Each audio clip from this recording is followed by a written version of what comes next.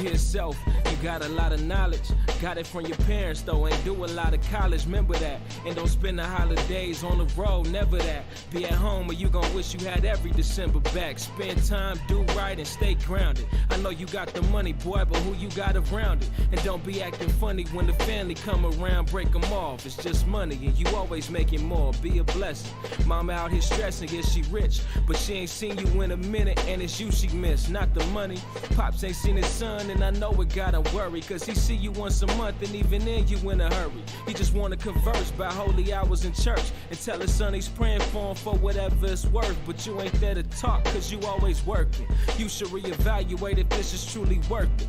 Grinding day and night, and your money staying nice, but with spiritual life, do you still remain righteous? Still praying at night and taking God's advice, or are you falling victim to the good life's vices? Good Lord, this done got a little deeper than the first verse intended. I want y'all to see within my heart, my windows never tinted. When I write for me, but y'all the ones that always listen. Y'all my ears, y'all my eyes, so I hope you see my vision. It's a letter to my future self.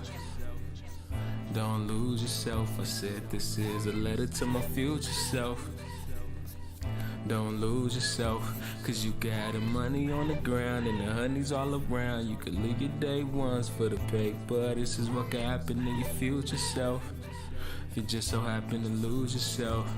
I know you ain't out there messing around, boy, you got a wife and kids. And I know you faithful to them like you always say you is. But if you ever feeling tempted to cheat while alone, just remember that your girl's a female Al Capone, huh?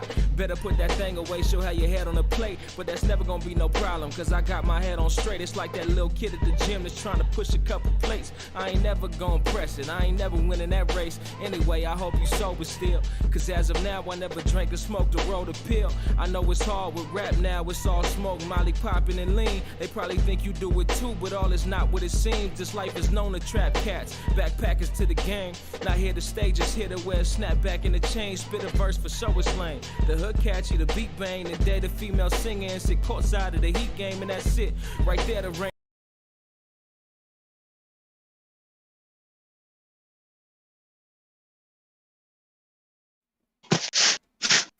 Yo, we up. What's good? Oh, let's go. Yeah. We up. Let me get What's up, everybody? What up?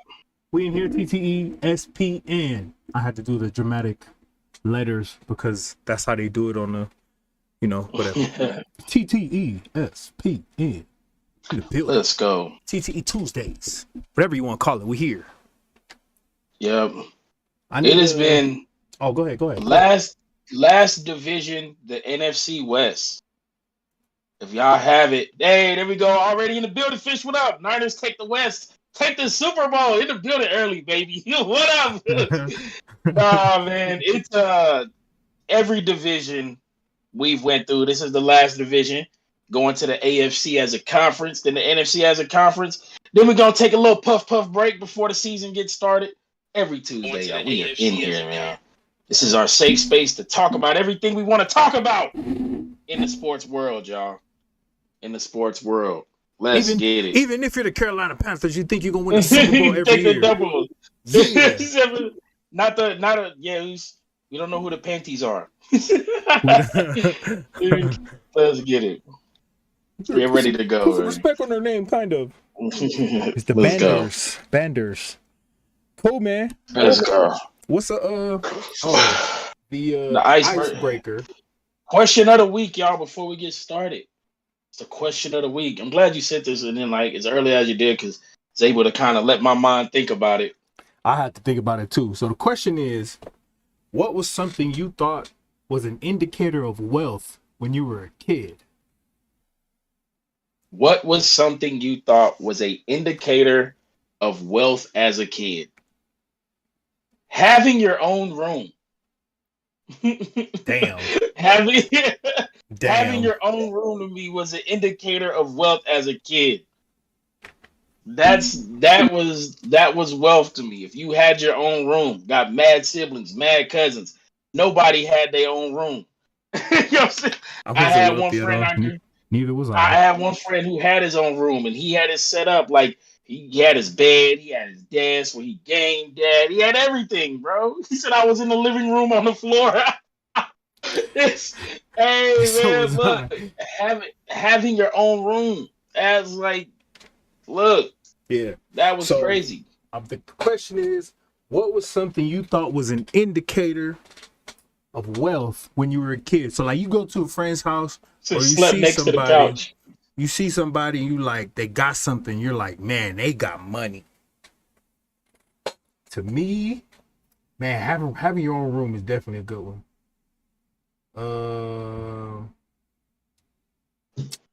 So I was in high school, right?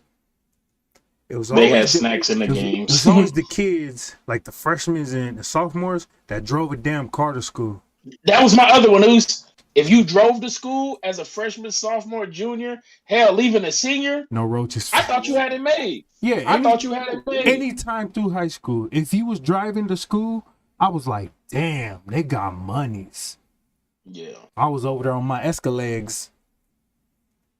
Hey, I was specifically in high school. I was mad at the kids who used to always get the new shoes. He said there's a stolen car account. Yes. If you wanted to count, it could count us. If you wanted to count, it could count. If you wanted to count, you could count. No judgment here. We get it. So I always had to pay for lunch, right? So I always had to pay and the pay for lunch for us was $2.50. So like I didn't want to pay $2.50. Like it wasn't 40 cents. Like I had to pay $2.50. Dang. Like but we had an a la carte, so it was like I could just go over there and get like chicken strips and fries for like $3, $4, right? So my dad used to always at least give me 20 minimum, maybe 40, just to get through the week. Cause I'd be out and about with my bro CJ. He always worked. Like from the moment he was 15, he always worked, right? So like I looked like the kid because I always bought my own lunch, but I wasn't buying my own kicks every time they dropped when they came out with them. You remember the Fusion Zeus? The white, red, and blue, the Fusions? Ooh, everybody in school had them. I didn't have them, but they was asking me, hey, let me get a chicken strip. I said, bro, you got about 10 weeks worth of chicken strips on your feet, bro. They got to make a business decision, my brother. I remember me and my cousins, we all had different size feet, so I was wearing size 13 ever since like 10th grade. My cousins they were 11 and a half, 12. So we would rotate shoes. And like when it was my turn to wear these shoes, it was the worst, bro. I bought me some slides, and I kept my slides when it was time. Hey. But when they wore my shoes, it was funny because everybody knew they were mine when they went to school because they double socket. They were like, why are you wearing short shoes? Yeah. Said I had house shoes and all white K-Swiss, so it's crazy. My nephew's birthday is like a week after Enoch's and my niece's, and my nephew hit up my brother and asked for some shoes. My brother committed before he knew what the shoes was. These shoes is $250. They're like some Maxes that are like $250. And my brother said if I would have looked at that price first, I would have told him no. He said, but I already told him I would get him. I said, hey, bro, he's living a good life. We was doing the 2 for $69.99 Filas. We was doing the 2 2 for $60K Swisses. Hey, so we had a deal here. If you went to summer school and you went to summer school every day, they gave you $100 gift card at the end of the year. For going to summer school? Yep. Pro Wings from Payless. Yep. If you went to summer school and you didn't have to be there, like you just attended, they would give you $100 for going every day. Hey, that was to keep their accreditation. I know what that is now. Exactly. That's exactly what it is. It's exactly what it is. But they would give you a little. You miss one day, it go down to 75. That's all it was. Because crazy enough, they lost their funding. Exactly. But then they lost it eventually. They just got it back though. So like 10-year gap, they just got it back. But that was definitely one. The kids who rented limos for prom. Bro. Thought you had it made. The kids who actually had suits for prom. I was wearing my church blazer with some Dickies. I felt bad. I went my junior year like with the homies because they all kicked it. He said I didn't go to regular school, let alone summer school, because they all kicked it.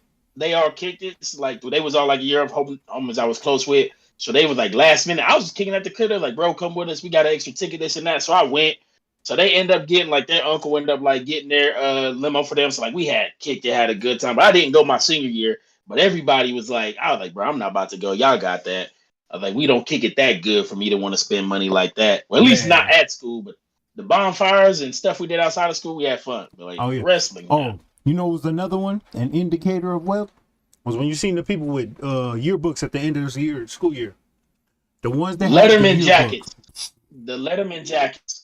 Class rings. Like, all that to me was like, y'all living a good life. I ain't got none of y'all that. Bred it up. I got a yearbook I stole.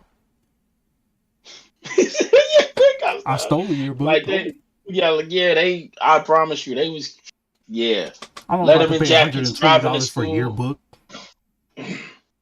Now I will say one thing: when I did get my job, my junior, like my sophomore year, going to my junior year, my dad was like, "Your money's your money. I'm not giving you lunch money no more. Do whatever with your money. You just pay your phone bill, right?" So I was like, "Cool, bet." That's all he told me to do. That was all we had to do.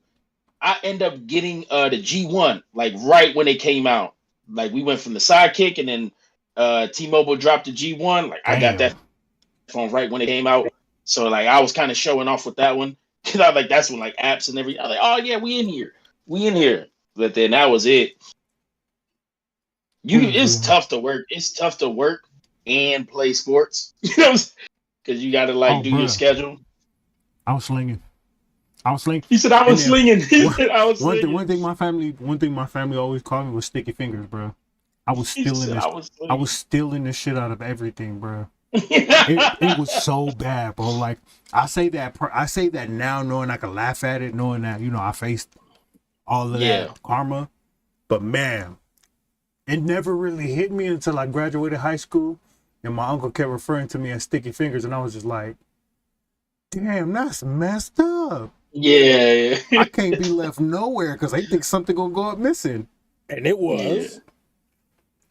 Nah, for me, I didn't have to work. Like working was an option. Mm-hmm. You know what I'm saying? I was like, I want to work because I want to be able just to have money in my pocket, get my own stuff when I want to, whatever. And it was cool. But then I remember I had to miss, what was it? I had to miss like our first training camp the summer of my senior year. Because I was like, them little jamborees, quick little weekend jamborees or whatever. Oh, yeah. I was like, I was like, Coach, I got to go to work. He penalized me for that mess. I was like, I got to go work. Which also brought up a point too. Kids don't like. There's kids who, if you can see, if I get $100 for summer school, you trying to keep your accreditation. Them kids be having to work just to, provide for their own school clothes and stuff. And there was some really good athletes I knew who couldn't play because they real life had to just hold their job down for themselves, which is like that's wild. That's why I told him. I said my nephew's asking for $250 shoes. So you're living a good life, bro. You're living a good life. We didn't steal just to do it. I did it because I was hungry. Bruh, I stole just to sell it and get money and buy shit for the crib. Man. But kids never have to do that. That was today's question. You know what I'm saying? Sign of wealth. Sign of wealth. What was the early indication of a sign of wealth? That's a hell of a You question. know it was an early indication too? What was that? Yeah, it was an early question too. So, with my dad, he used to just dollar menu what's up or 20-piece McChickens. When I try to order a 20-piece chicken nuggets, when I try to order a 20-piece with my friends' family, they was like, "Oh, we don't order. We just get 6 pieces." I was like, "Y'all live off of this?" Y'all got it good though. So I was kind of, culture shock. I knew it was a good day when my uncle used to come. He used to come home with the 100 piece from Churches. Oh. When he come home with the 100 piece from Churches, bro, we knew it was a good week. We knew we was about to be eating good that whole week, bro. That's crazy. Because the 100 pieces wasn't just for that day; it was for the next day too. Yeah, that was the vibes. Best biscuits, hands down. Facts. Best biscuits, hands down. Facts. Hands down. Hey, the churches that I have to go to though, the harder it is for me and you to communicate my order, the better I know that it's gonna be. Yo, facts. When you gotta repeat it 3 times. Yeah, like if I repeat it one time and you're like, "Okay, we got you," I'm like, "Damn, them biscuits about to be hard." They were sitting there for a minute. They've been waiting to get these off the shelf. Yeah. If I pull, anywhere I go that's foreign, I don't want to be like, I need to repeat myself a couple times. Yeah. I go to a Mexican restaurant. I want you to go. You come up, okay, 3 steak tacos, and then you wave somebody else so they can take my order. That's the type of restaurant I want. You know what I'm saying? If it's foreign, I need a translator, and then I know it's gonna be good. I'm okay with bad service if it's not American. You know what I'm saying? Oh yeah. If it's bad service at a foreign place, I'm cool. Like the Asian restaurants, you know how they be watching you eat? I'm cool because y'all getting down back there. Y'all did y'all thing. I know y'all did y'all thing. I'm almost positive the Chinese spot up the street from me is a drug front because there's only one cook and it's closed off. But that one person back there is extremely passionate and makes all good meals, never misses. You know what they back there cooking? Yeah. And every now and then you be like, chicken fried rice. All right, let me stop this real quick. I'll go handle that. I'll be back, y'all. That's it. That's it. Good question this week, though. You ready, NFC West? Finish off these division breakdowns. Hey, facts. They take forever to refill drinks. You drink too much. And then you go to Chili's and they stay filling up your water. Or you go to like all you can eat places. That is wild. I got to look something up while we look into this real quick. All right, is you ready to hop into the NFC West? Yes, sir. NFC West last season. I'll go over the full breakdown, and then we'll start with the worst finishing team. Best record last year was the Rams at 12-5, Cardinals at 11-6, 49ers at 10-7, and then the Seahawks 7-10. And that's where we'll be starting. We'll be starting with the Seahawks. Worst to first. Worst to Always first. Worst to first. They finished last year 7-10. Pete Carroll's coming in another year with a brand new team. Not brand new team. Brand new quarterback, Drew Lock, after the blockbuster trade with Russ being sent over to Denver. So talk to me about their offseason, man. So before we talk to them about their offseason, there's a bigger question that needs to be had about Pete Carroll. If you could find the news, please tell me the exact year Pete Carroll became Seattle's coach. I'm having trouble finding it right now. But while you look, first year in Seattle was 2010. 2010. And what was that first year's record in his quarterback? I know I should have did this before. They were 7-9, and they won a wild card playoff game with Matt Hasselbeck, right? Mm-hmm. All right, so they were 7-9, won a playoff game with Matt Hasselbeck. I think this is good to kind of do real quick. Then the next year they went 7-9 again, right? Good Lord, were they really? They was getting. This is crazy, right? All right. So before we get into Pete Carroll, he said, "Man, Niners gonna need a win and no need to speak on it." We're gonna get there, Roos. Niners is so juicy. They gave us a lot today. A whole lot. Okay. Now that Bobby Wagner and Russell Wilson are gone, key pieces to that Super Bowl contending Seattle team. Can we, Seattle with one ring, right? Just one over Denver. Can they be considered a dynasty with one ring? No. So what is the qualifications for a dynasty? It's got to be multiple, right? So because if that's the case, then right now the Chiefs can't be considered a dynasty because they're only sitting on one ring. No, but they got 4 conference championship games. They can't, because I mean, if that's the case, then are we gonna call the Eagles a dynasty with their multiple championships but only one Super Bowl? No, I don't think you can consider them a dynasty. But that Super Bowl was different from the conference championship games with the Eagles. Like, that's a little bit of a time in between. Yeah, it's like 4 or 5 years in between. Yeah, that was a little bit of a time in between. Fish, man, is a Seattle a dynasty? Like, is that a dynasty? One Super Bowl, what, 3 appearances, right? 3 or 2 appearances, couple conference championship games, all back. Like, could they be? What is the dynasty definer now that like Pete Carroll is back to almost what he walked into the league with? So to me, the most recent dynasty, right? The most 2 recent dynasties, obviously the New England Patriots. That's hands down. That's like above and beyond what expectations are. The very next that to me comes to mind first and foremost is the Steelers of recent memory, right? because we're talking about consistency. We're talking about Super Bowls in the span of a short span of time. That Steelers team is a dynasty to me. That's what I think. And that's something that I wanted to talk about it. Well, just that came to mind is now that time is over and past for Seattle, can they be called a dynasty? And to what level do we put them a dynasty? For me, I always felt like a dynasty had to win 2 in 3 or 4 years.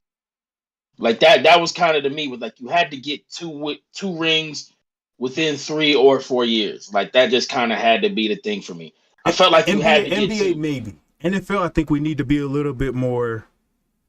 We need to be a little bit more realistic, right? Because teams can easily go from first to worst in the NFL in comparison to in the NBA. If you win the back-to-back championships, it's like, okay, you won back-to-back, but you're not a dynasty till you win a third. So yeah, and nobody in the NFL has won back-to-back. No, I think the Patriots did. The Patriots did. The Patriots did. So now I'm trying to ask myself again, like I would consider the Chiefs a dynasty because they've at least been to the conference championship every year for 4 years.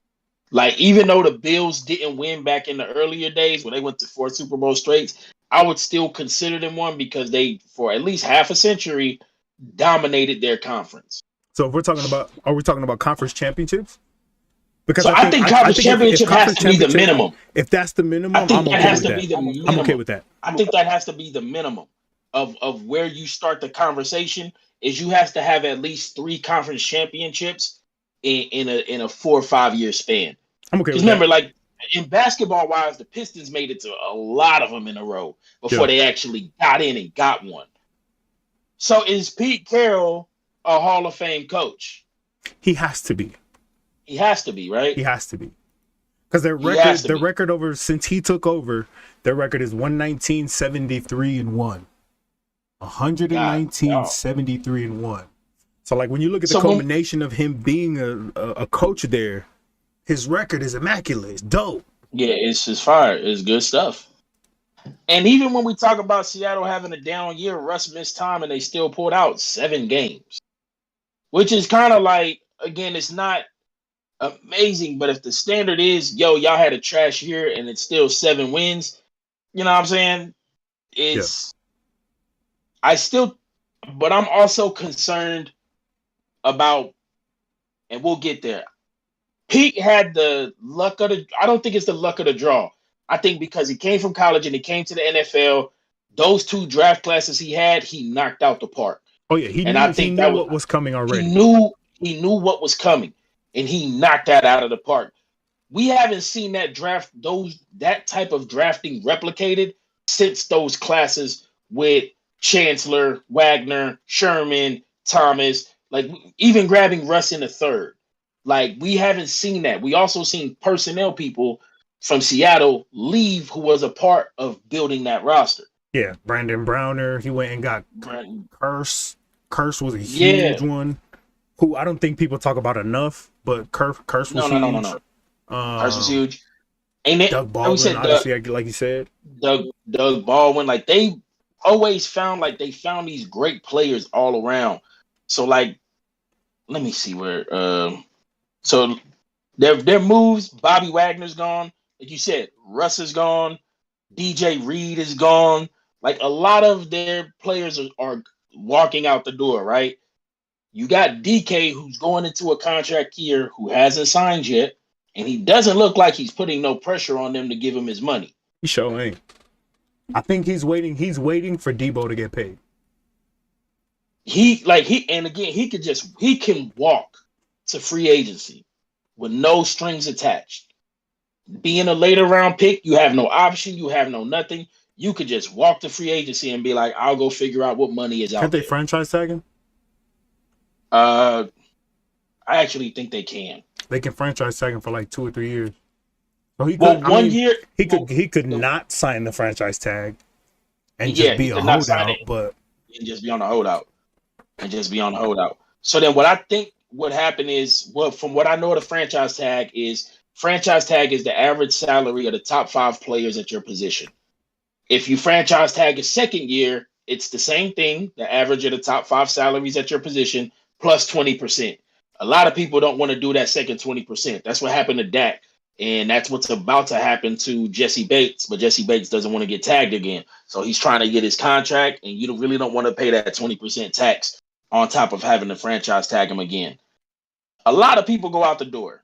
You have Drew Lock and Geno Smith as your quarterback room with Pete Carroll. Now, granted, you still got Tyler and you still have DK. You picked up Noah Fant in the Russell Wilson trade. So you have DK's top 10. Tyler Lockett is one of the top 15, top 20 productive wide receivers in the league. We can't forget Carson retiring from that neck injury. And Carson retiring. Back, couldn't recover from his neck injury from last year. But a lot of people are high on Rashard Penny. But the problem is he hasn't played healthy consistently for a time being. I like him. Like I said, the few times we saw DJ Dallas too. Not bad. So look, like he played in 2018, he played 14 games, 2019, 10, 2023. Last year he played 10. But last year when he played, he snapped 6.3 average, 6 touchdowns. Like he had 749 yards. So when he was able to be on the field, he seemed productive. You know what I'm saying? Like he seemed like, but it's the time thing. It's also why I said that I think Kenneth Walker has a big chance to play a big role in this offense. Because Kenneth Walker was one of the college leaders in yards after contact, and he runs like a 4.3. So I feel like he's going to be able to get a heavy load into this offense. They do also have Marquise Goodwin. Yep. Let me get back to this. So where I'm at. So when I look at them, I think a lot of people's natural inclination is to be like, this isn't the Seattle team that we've seen before. We're not used to this, so we want to throw them into the trash and kind of give them the worst. But I said it really does go on the quarterback room and seeing how Pete Carroll works. I think he's feeling the effects of giving up all that draft capital from Jamal Adams, because that was the opposite of how this team was built.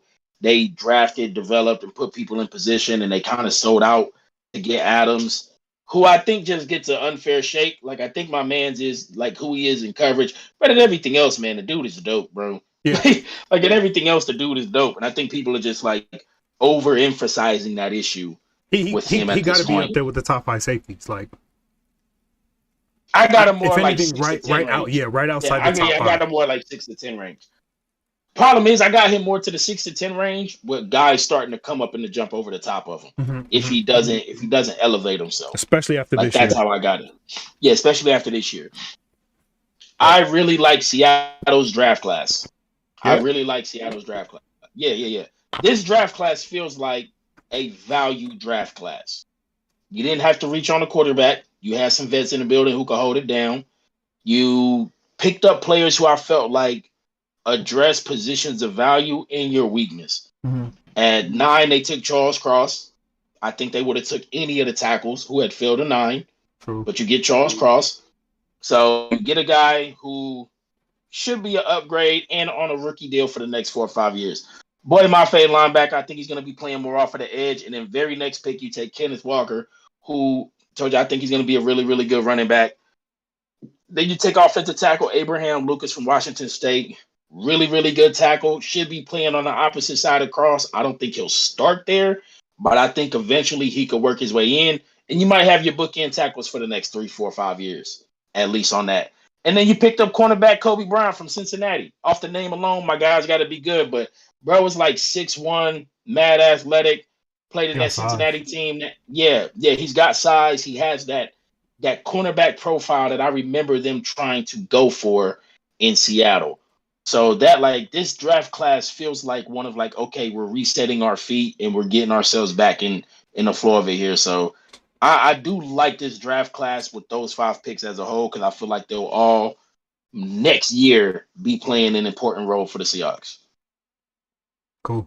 I think I'm right there with you. I mean, no need to go back and emphasize anything else, repeat anything else. I think you said pretty much what needed to be said. Obviously, the biggest loss is Russell Wilson having to come in. Drew Lock is the backup right now, according to the depth chart. I think a lot of eyes are going to be on Jordan Brooks. be able to come in and replace Bobby Wagner. Some big shoes to fill. He had a hell of a year last year, 100+ tackles. He did. Great in coverage. But now to be the engine of that defense and basically ushering them into a new era of Seattle football. We'll see what that looks like, man. Yep. Let's hop into taking a look at their schedule. Schedule predictions. Seahawks have a bye week in week 11. So week 1 through 10. 11. How we got them finishing through 10 weeks? Looks like they got one game. The opening game versus Let's Ride. Broncos country, let's ride. That man had what's the bass of your voice? He said, let's ride. Broncos country. It's like he was whispering to Denver, Broncos country, let's ride. I don't know if y'all know I can't, but let's ride. Bro, Russ. Come on. Russ is hilarious, bro. Hey, one up for the Corny brothers, bro. One up for the Corny brothers, bro. I'll take 2 drugs, please. 2 drugs, please. Hey, bro. Hey, whatever field he be working out on, if that field's in his backyard, I'm so jealous, bro. I'm so jealous if that field is in his backyard. I feel like it's in his backyard, but I hope it's not, because I'm going to be so mad if that field is in his backyard, bro. I bet you it is, bro, because there's also a field that he has property in Mexico that he flies his receivers out to, and they have off-season workouts at. So that could be the one in Mexico, but you never know. Yeah, I don't know. That's crazy. All right, week 1 versus Denver. So Cepha said he wanted to beat Denver week 1. Like, I remember him saying that. So I'm going to give Cepha a win. I'm going to give Seattle a win. They beat Denver week 1. You are crazy. Let's ride, Seahawks country. Let's ride, Seahawks country. Bro. They are going to they're going to Denver to get mopped. Russ throwing 5 Denver's touchdowns. coming to Seattle. Denver's coming to Seattle. Oh, they go even worse. Russ going back to his home stadium, first game of a career at a new. Oh, he throwing 5 touchdowns that game, bro. 5 touchdowns. So I'll give him an L week 1, but shockingly, well, maybe not, but I could also see them winning week 2 versus Frisco.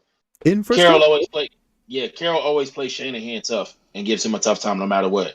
Gino, nobody know. I think it's just a style clash. But they got a Thursday night game at home against them later on. I'm going to just give them a split with the 49ers. I don't know which one, but I'm going to just give them a split.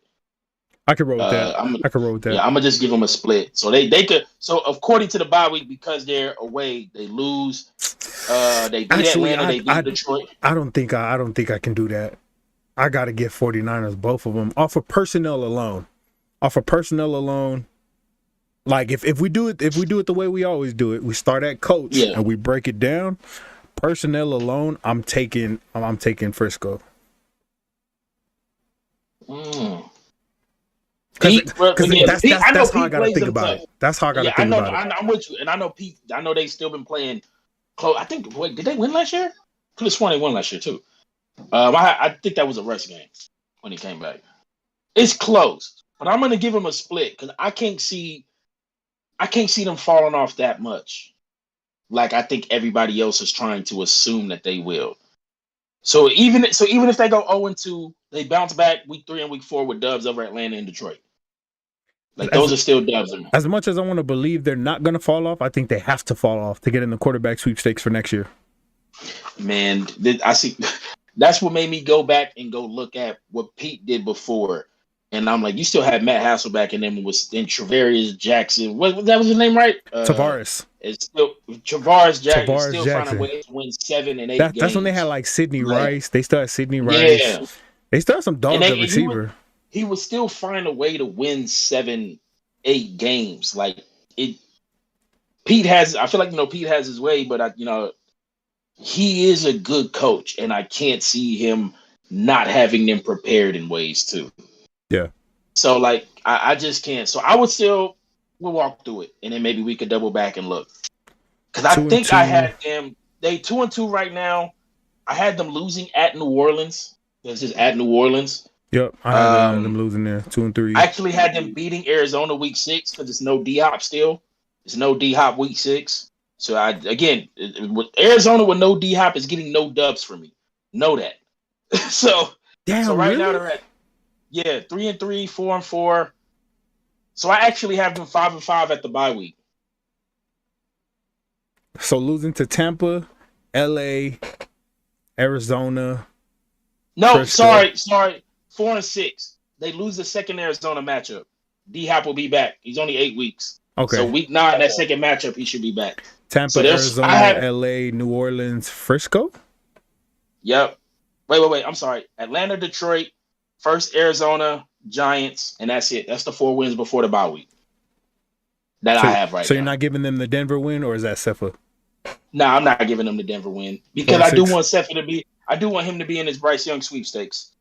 I'm okay with 4-6. I got 4-6 too. And right now, I think the worst teams that we have is still 4 wins. So I don't think you have to have 2 wins to be in that sweepstakes. So I have them 4-6 at the bye week. I have them coming out. It's after a bye week though. It's also coming back from like London or Germany or wherever they're playing.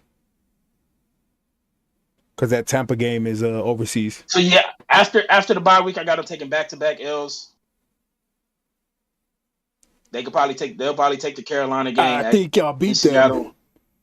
That's in Seattle too. That was the one I got y'all.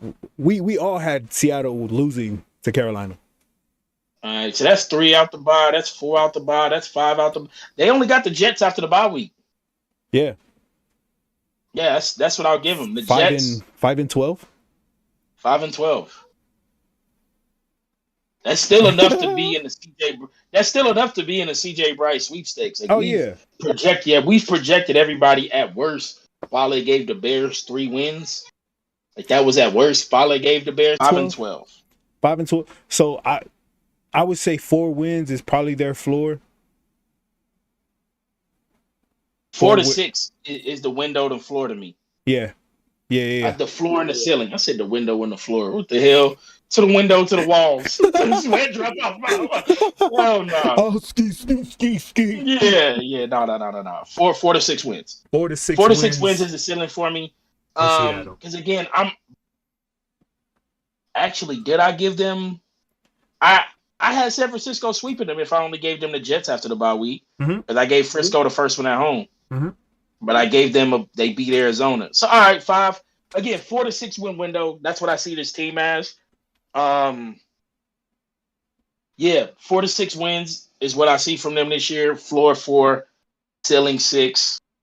And I'm gonna lean closer to 5. And I mean, we also talked about last week when we talked about the AFC West. We talked about Los Angeles might not even need that game at the end. They might not. So that might be the 6th win, maybe. Yeah, but if I got 5 at that point and I'm already looking at mock drafts, I don't want that win either. I'm not about to. Yeah, I don't want. The Jets literally messed that up when they won against the Jags at the end of the year. Facts. That was the Trevor Lawrence game. And like somebody got to leave with a win. All right, man. So that takes us into some key players, man. Who are the key players that you need to see perform in this coming season in order for? I mean, we can only use successful very lightly, but in order for the Seattle Seahawks to be successful, what players are you going to be looking at? So a lot of times when we talk about successful players, for me, I look at like players who should play an important role in how the team does.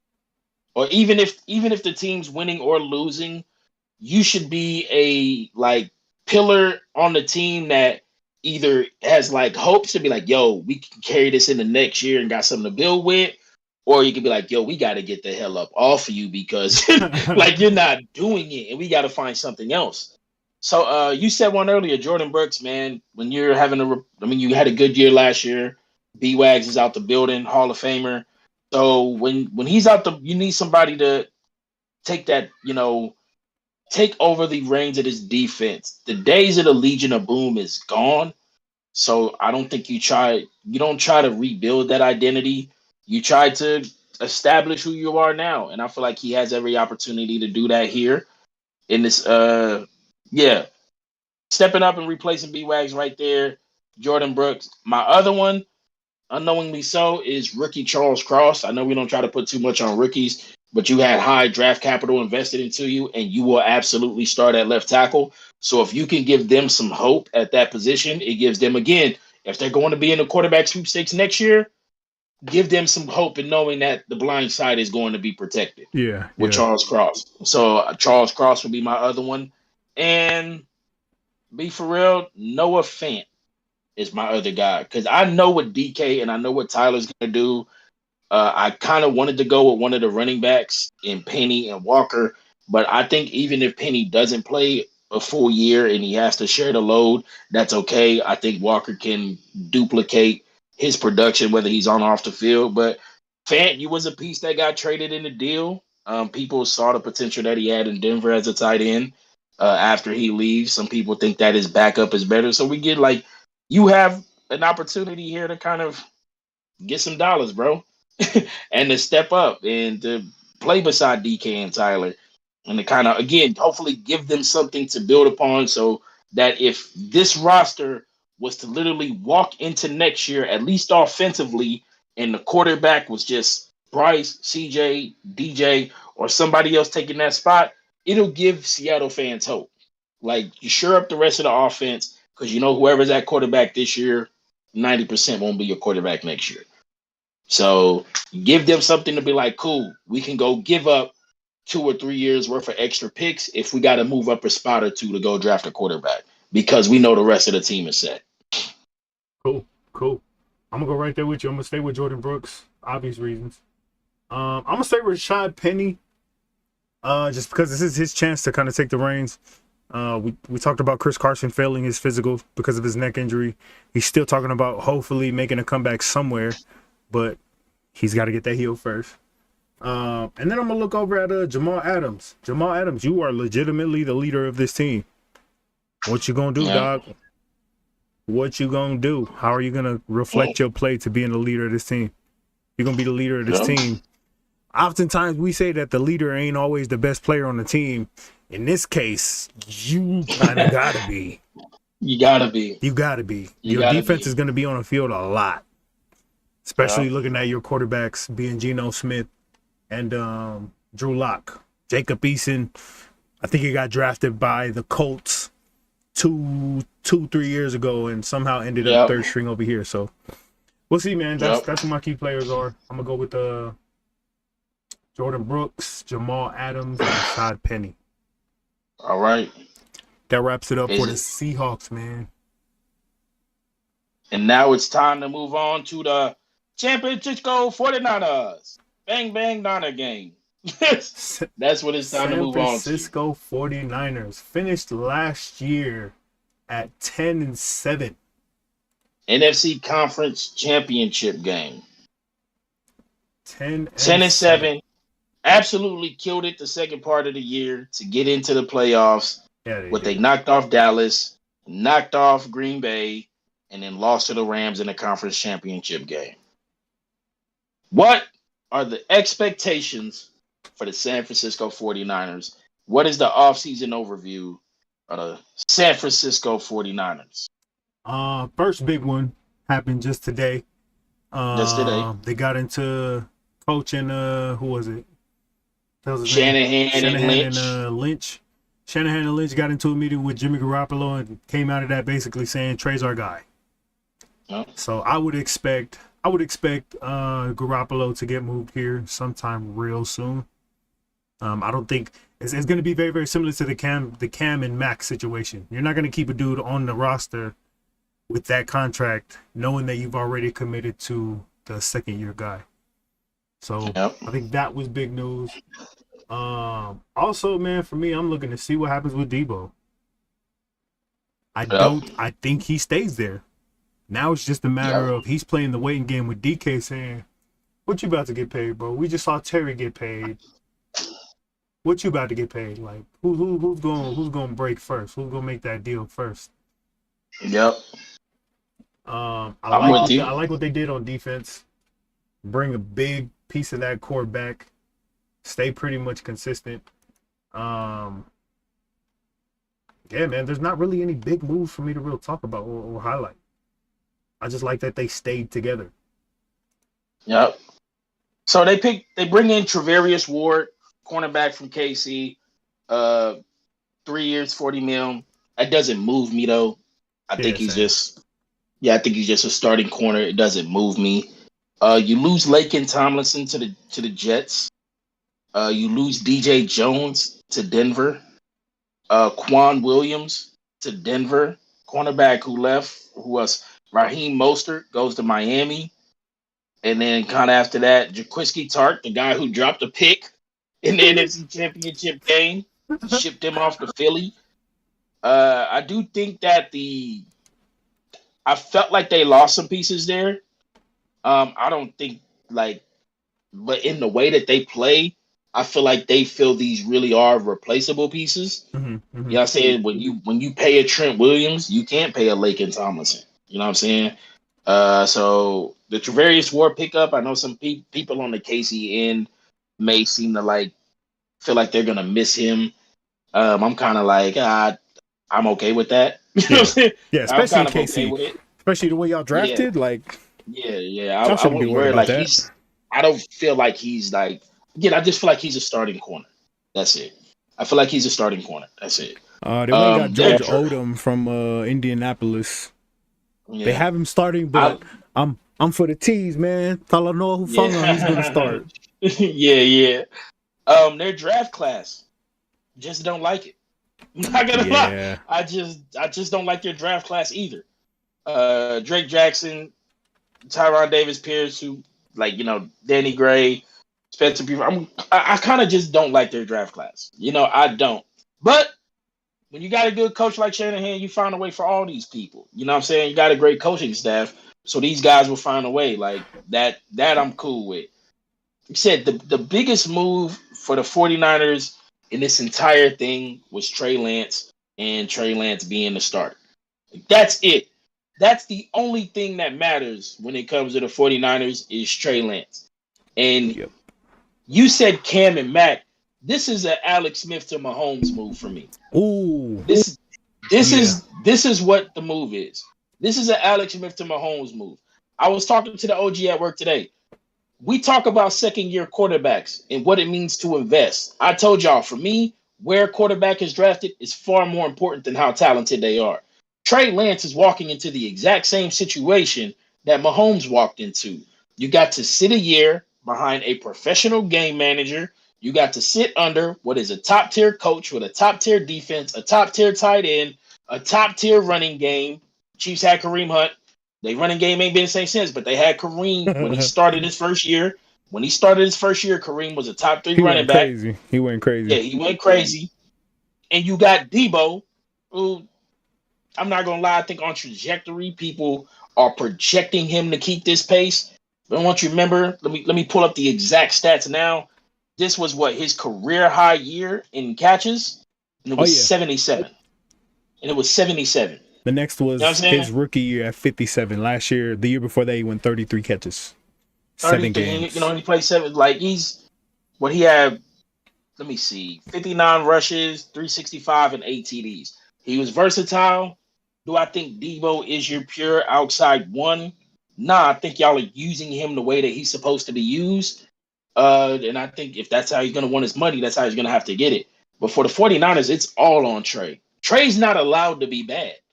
Trey's the only second-year quarterback who comes in with expectations of you have to go to the playoffs, bro. There's no bad year for us. There's no drop-off for us. We gave up draft picks, we gave up capital, and we gave up a quarterback who got us to a Super Bowl and a couple conference championships together for you.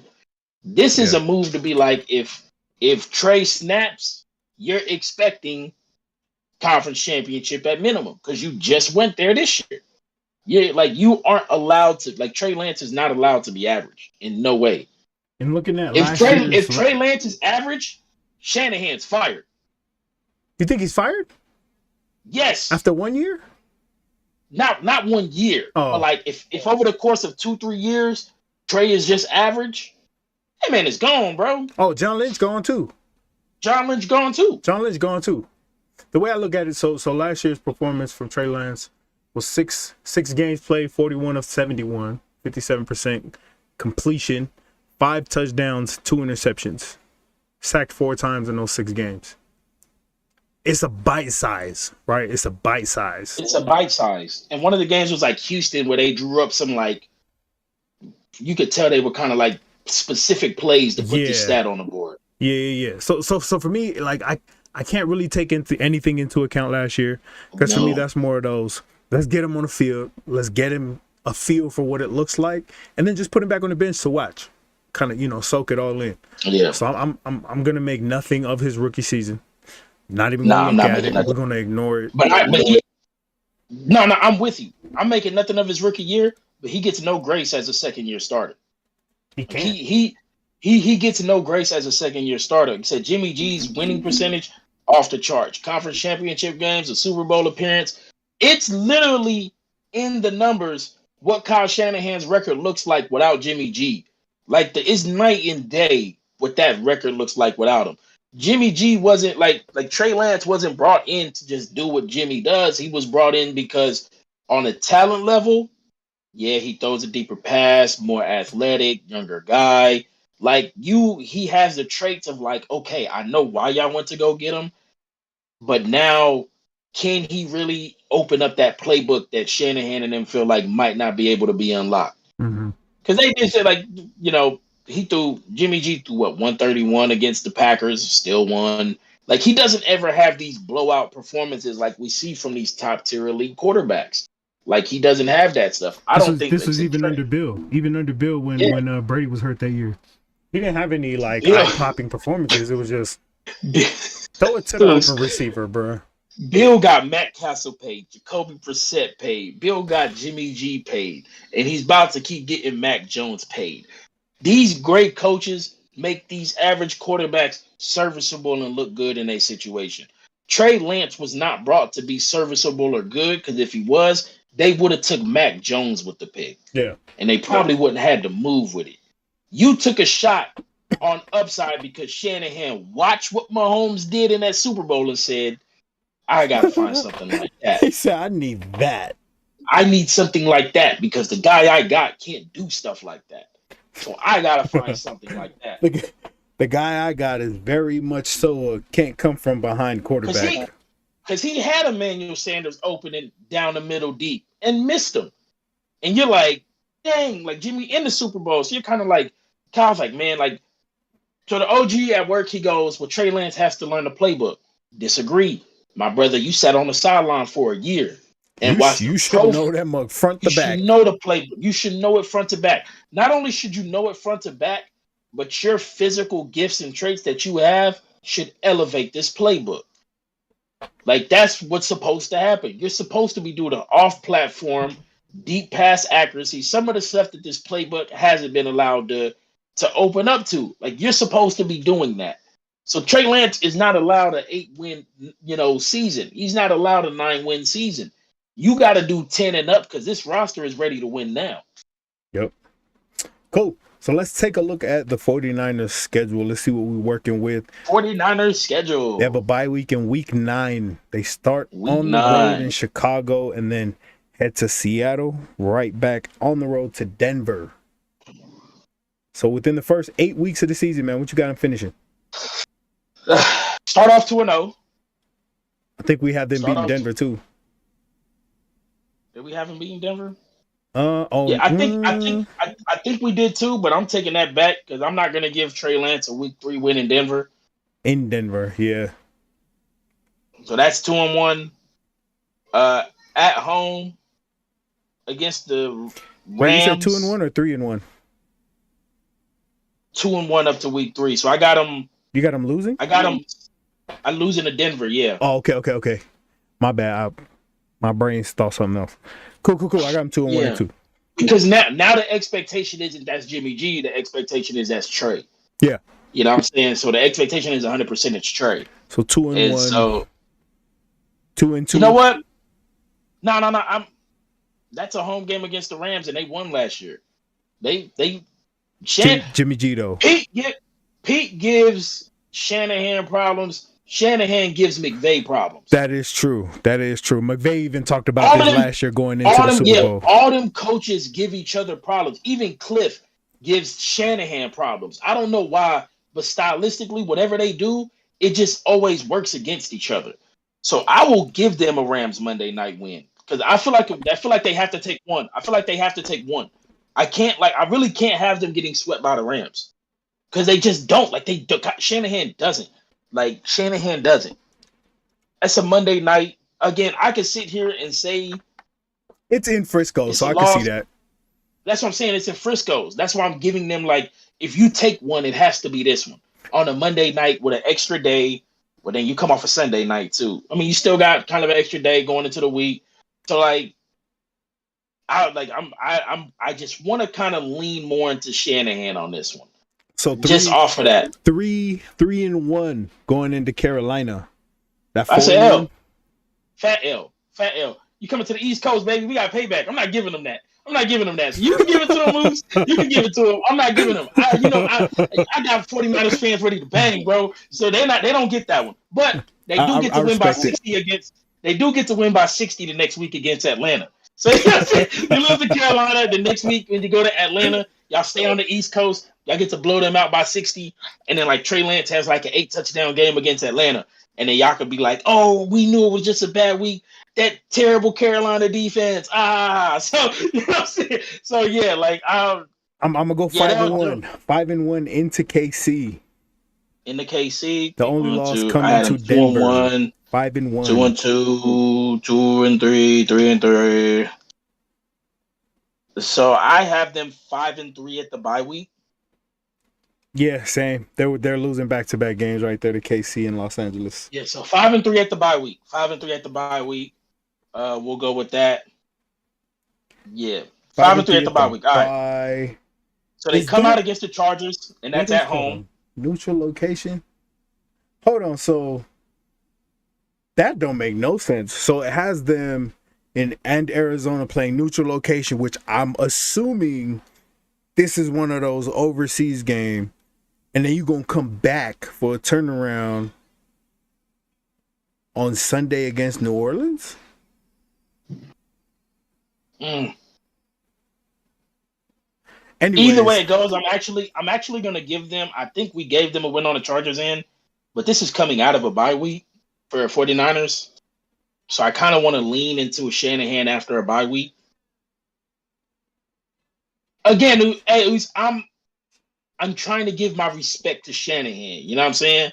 And the coach that I think he's capable of being and his strength. If Trey Lance is average in his second year, this team sucks. That's fact. So let's talk about the other side of that. Let's talk about the other side of that. So what you're saying is, if he's above average and or exceeding expectation, this team is going to be a playoff team. Is going to be decent. This team's going to be in a conference championship. So then, do we mitigate that and put that from average right in between all of that and just above expectations? So because I don't expect Trey Lance to be great this year. That's the problem. I do, because they invested capital and time into you. You're not allowed to be average. You're not allowed. You're not allowed to do what Jordan Love did against Kansas City. I don't think he's going to be average. I think he's not going to be great. He's not going to be average. He's not going to be great. If he comes out and he looks like Jordan Love against Kansas City, what does this team look like? Oh, they get blown out. Blown out, right? He's not allowed to sit and marinate and be bad. They're going to get blown out regardless against KC and LA the second time around, but yeah, but he's not. But he's not allowed to be that. We went through every second-year quarterback, and they're giving grace through circumstance, coaching, and roster. This team was just in a conference championship and literally moved off the guy who got them there. And if Jaquiski Tartt would have caught the pick, that game would have been different. Yes, like you were up when that pick hit his hands. So the 49ers expect, and this is me stepping into the 49ers stance, is we brought Trey because Trey is the upgrade from Jimmy to win. And Jimmy is a borderline top 15 quarterback, right? 15-ish. You got him over Kirk? Over who? Kirk Cousins? Yes. You got him over Ryan Tannehill? Yes. You got him over Dak? No. Right under Dak? Can't believe I'm saying that. Right under Dak. Over Derek Carr? I can't. Who's somebody else that's kind of right in that range? He's a top 15 quarterback, Jimmy G, right? Yeah. So Trey has to start there. If Trey comes in and starts at Carson Wentz level, like even a couple spots down, this isn't good for the 49ers. Trey was the level up to win the bowl, bro. Like that's the end game for this. I don't know, man. It's just too much speculation. It's just too much what is for me to believe in that. Speculation for me. It's not speculation we ain't for seen me. Nothing, though. It's all speculation. It's the same speculation that came from Mahomes. We haven't seen nothing, but we knew you had a great coach in Andy. We knew you had fire weapons, fire tight end, good O-line, decent running game. And 49ers defense right now is better than KC's was at that moment. So you're putting Shanahan up there with Andy Reid then? No, well, at the moment of when this move was made, yes. Andy since has elevated and took the number one spot, right? Right. But when Mahomes took over for Alex, Andy was still teetering around Sean Payton, Mike Tomlin, and Bill Belichick in that cloud. As of recent years, because of his success, he took the number one spot. But he was always that top dude, but he was still teetering, just like McVay. It's been McVay, LaFleur, Shanahan. These guys all have kind of been in the cloud together. So at the time, would you say Andy Reid was a top 5 coach? Yeah, I always felt like Andy was a top tier coach. At the time that he got Mahomes into the starting role? Yeah, it was. So Andy, would you say Pete, Shanahan Tomlin, is a top 5 coach right now? Yeah. Yeah, I would say Shanahan's a top 5. Let me go ahead and let Arians is out. Arians is out, right? So Arians is out the game. So Arians is out. So you got Andy, Bill, Andy Reid, Bill, Tomlin, Mike, Sean Payton's out, McVay and Shanahan, and LaFleur. LaFleur's the only other one right there. Interesting. You don't put Pete up there? I feel like how Pete. We just said what his record was. No. I just felt like the last 2 years, again, it's that cloud of them being right there together. Okay. I feel like all of these guys are right there together. So there'd be like so at the time, a lock at like tied so for when 5th, Mahomes, tied for 6th. When Mahomes took over for Alex and Andy was getting there behind whoop by Bill and Tom consistently. Andy gets Mahomes and he starts to be able to beat Bill. Trey is supposed to be his Mahomes. Trey is supposed to be his level up. I need to see it these first 3 weeks. In order for me to believe it, I need to see it these first 3 weeks. You play Chicago and Seattle. You play what we're looking that's at not, that's as not, bottom to that's subpar not where teams. I want to. That's not where I want to see you as your first 3 weeks, though. I mean, your first 3 weeks, week 1 and 2, those are your ego games. Those are your ego games. Go build it up. Go run the playbook. Go show that you know what you're doing. Week 3, the reason I say first 3 weeks, because week 3, you're coming into Denver. You're going to be in Denver. Show me what you can do against a Denver team that was a quarterback away from going deep in the playoffs. They got week 7 through 12. Week 7 through 12 is it for me. The 2 games, KC, Rams, the bye week. How you come out of the bye week, because Shanahan's a good coach. He's going to find a way outside of that bye week, especially in the middle of the year, of how to tweak and adjust this team, the things that are working, the things that aren't working, and how they look coming out, because they play Arizona, and Arizona still plays them really tough, and that's an Arizona team with D-Hop back.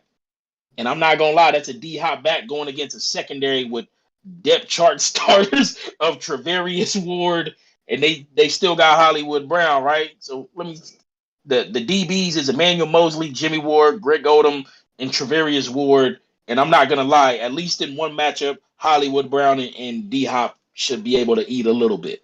I still got them finishing at 9-8. So I had them 5-2 at the 5-2 at the bye. 5-3 at the bye. 5-3 at the bye. 5-3. I'm actually gonna give them the win over the Chargers after the bye week, because I'm gonna give them the bye week benefit.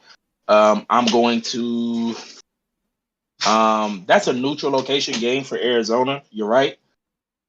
I gave them that one. You know what? Yeah, I'm gonna give it to them too. And the last week of the year, that game looks to be in Frisco. So you know what? Yeah, I'm actually giving them the sweep on Arizona. I'm going to give them the win on. So I think their only losses after the bye week will be Tampa and the Raiders. Wow. And possibly. You had Washington beating them. I had Washington, and on the other side of it, I had the Chargers winning against them too. But I'm trying to give them the bye week benefit. But again, that could be an L too. So let's say four. So they're 10-7. I mean, we're not too far off. We're one game off. I think the one game we're off is the second Arizona game, because I think by then Arizona needs that game, and I think Arizona finds a way to win it. We'll get to Arizona in a minute. I don't think they're gonna need that game. I got them out of here. Damn. Yeah, I got them out of there. So, 3 teams ain't coming from the West. I'm gonna stay consistent. I'm gonna stay consistent, and LA's beating them out of the bye week. They're gonna beat Arizona. They're going to beat New Orleans. They're going to lose to Miami, lose to Tampa, beat Seattle, beat Washington, lose to the Las Vegas Raiders, and then lose to Arizona. So 10-7. So 10-7. Well, you got them 9-8. 9-8. 9-8. I got them 10-7. 9-8 to me is like the floor. The ceiling to me is like 11 to 12 wins. Yeah. So 9-win floor, 11-12 win ceiling. I can agree with that. I'm willing to lean more that this is still a double-digit win team. This is still a 10-win team. But like I said, 9-8, I can see that too. But this team can only reach 12 wins if Trey is that dude, though. Trey has to be that guy. He's like, again, so he's not allowed to be average. He's not allowed to be average in any means. I think the 9 wins for me is because he is average.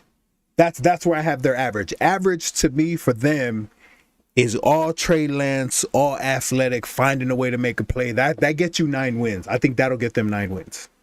I don't think they're going to be below. They're not going to be at 500. They're not going to be below 500. They're definitely going to be, at 9 to 11.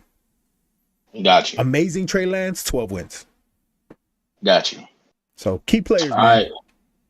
Key players. Give me 2. Man. 2, man. I honestly had Trey and Trey alone, man. I think the rest of this roster has shown who they are as players. Mm-hmm. Fred Warner, top tier linebacker. Nick Bosa, top tier defensive end. Ken Lawn, Armstead, D Ford, all coming. A great front seven. In the back end, who benefits from that, man. Locked in Trent Williams for a good minute. It's just all on Trey for me. I really do feel like the rest of the roster has proven who they are, and coaching staff and everything is proven this team is one of the better coached teams always towards the end of the year. It's just all on Trey. For me, it really is. I want to look at somebody and be like, hey, you need to step up too. But nah, the one guy who they invested everything to believe they got to win a Super Bowl is Trey Lance. He said he's not given no grace to be average. Yeah. He has to be a top tier quarterback. I can agree with that. I'm gonna roll with that too. I'm gonna hop right on top of what you said. This is one of the few teams that is bringing back a lot of their core, right? Yeah. Let's not forget, Trent Williams is the only 99 O lineman ever to be on Madden. Do we care about Madden ratings? Hell nah. But the fact that there's an O lineman that's a 99 overall, you did something for them to feel that way. And the fact that they feel that way to put Trey Lance back there and say, you will be protected, dog. That is the only key player for me. Same for me. So before we get to moving off of this, because we both agree Trey Lance is, if Trey Lance is who they've invested all this capital into, they should easily become favorites, one of the favorite contending teams in the NFC. Absolutely. So when I look, Jimmy G last year did 3,800, 20 TDs and 12 picks. Over or under on Trey passing with those stats? You said how much? 3,800? 3,800, 20 TDs, 12 picks. Over or under for Trey? Can he do more than 3,800, 20 TDs and 12 picks? Yes. Mac Jones, first year as a starter, was right underneath Jimmy. He did 3,800, 22 TDs and 13 picks. Because if you look at what Jimmy G did as a game manager, 15 games, he missed 2 games.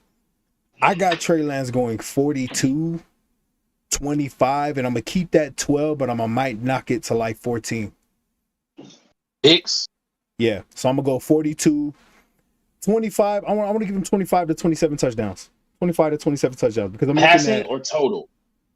Passing.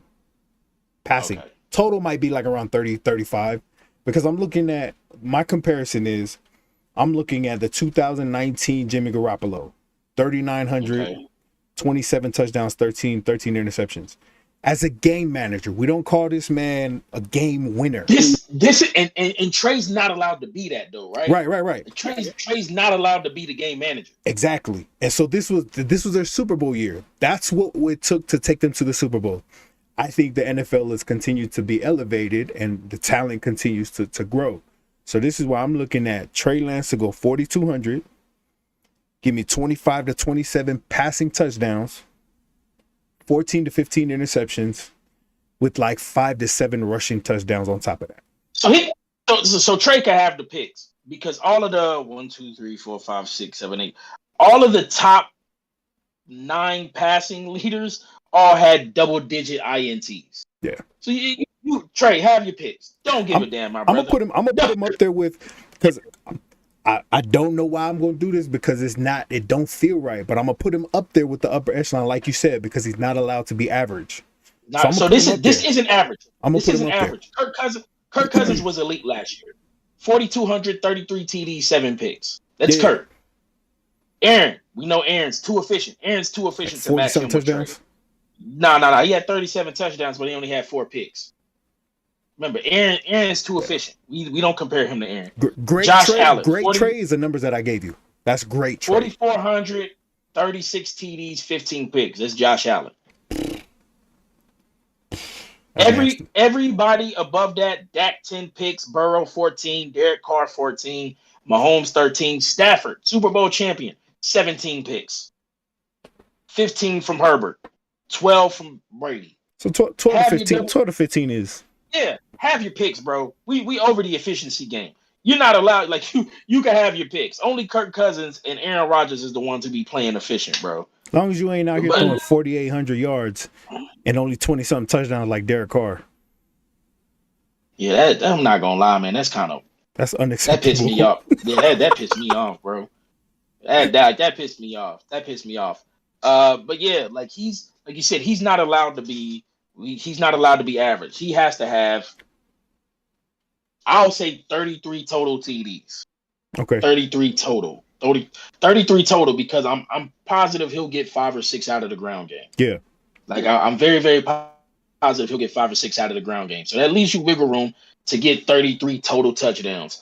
You can have the picks, you can have your double digit 10 picks. You could even get up, like you said, up to 15. You could have that, but you weren't brought in to be average or even Jimmy G, which is above average. Yeah.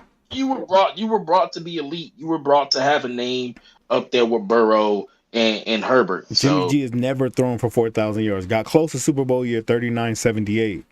Hey, at 3,800 and missing 2 games, he would have got it last year. Yeah, we're about to see Trey Lance go for 4,200.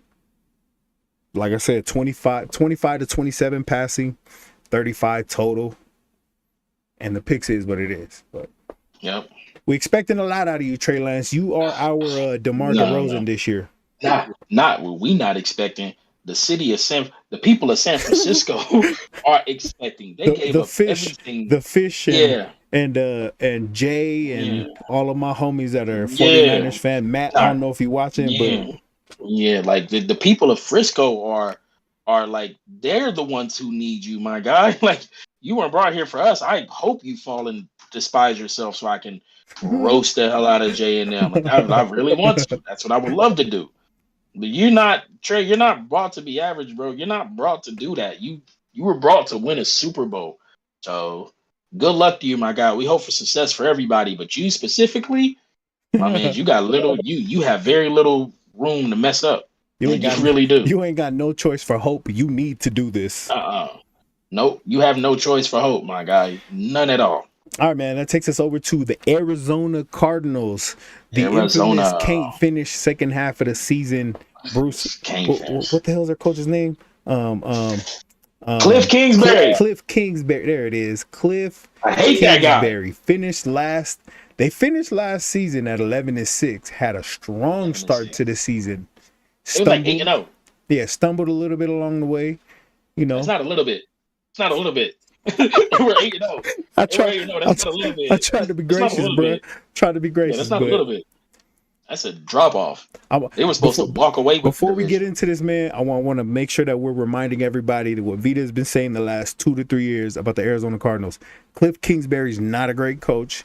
They continue to end the season terrible, and they've been showing that the last 2 to 3 years ever since he started saying. And this is the worst thing that they did. Signing Kyler, very understandable, but your team gave you the best that you're going to get. And now you have no ceiling until Cliff is gone. You have no ceiling until Cliff is gone.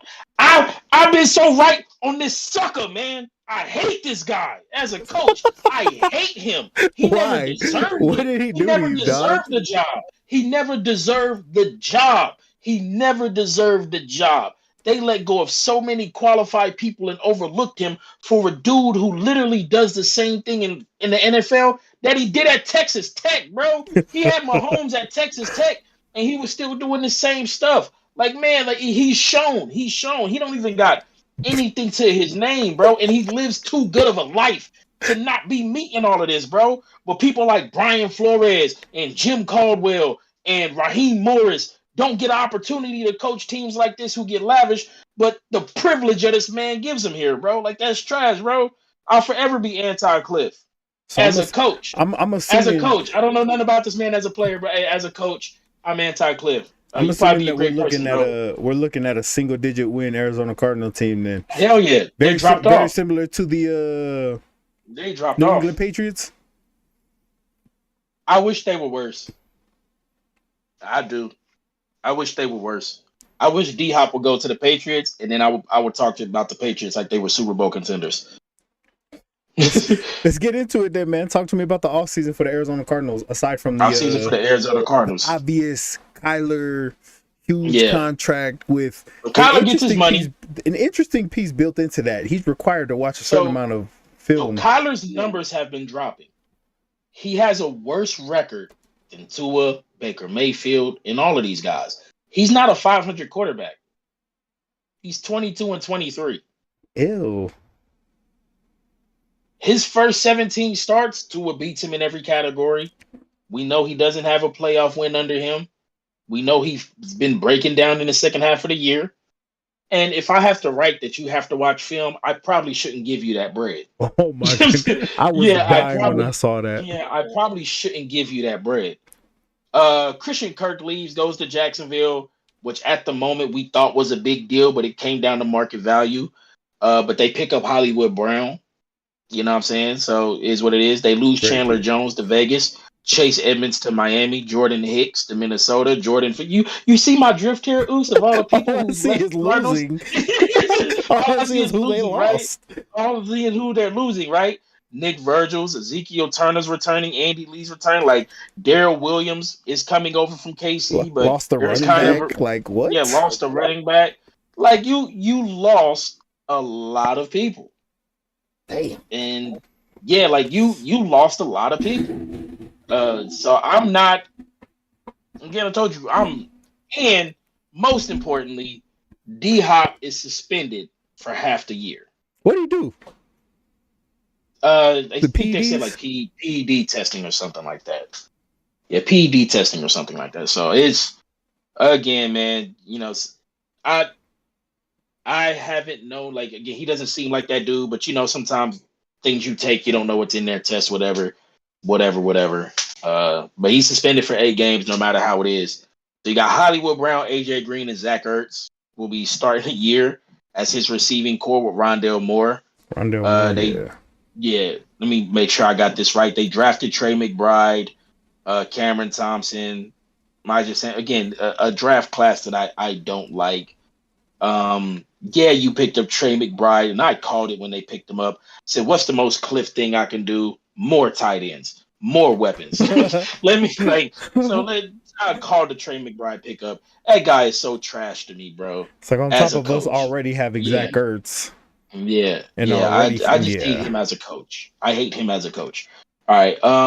Yeah, so again, let me read that again. Christian Kirk gone. Chandler Jones gone. Chase Edmonds gone. Jordan Hicks gone. Jordan Phillips gone.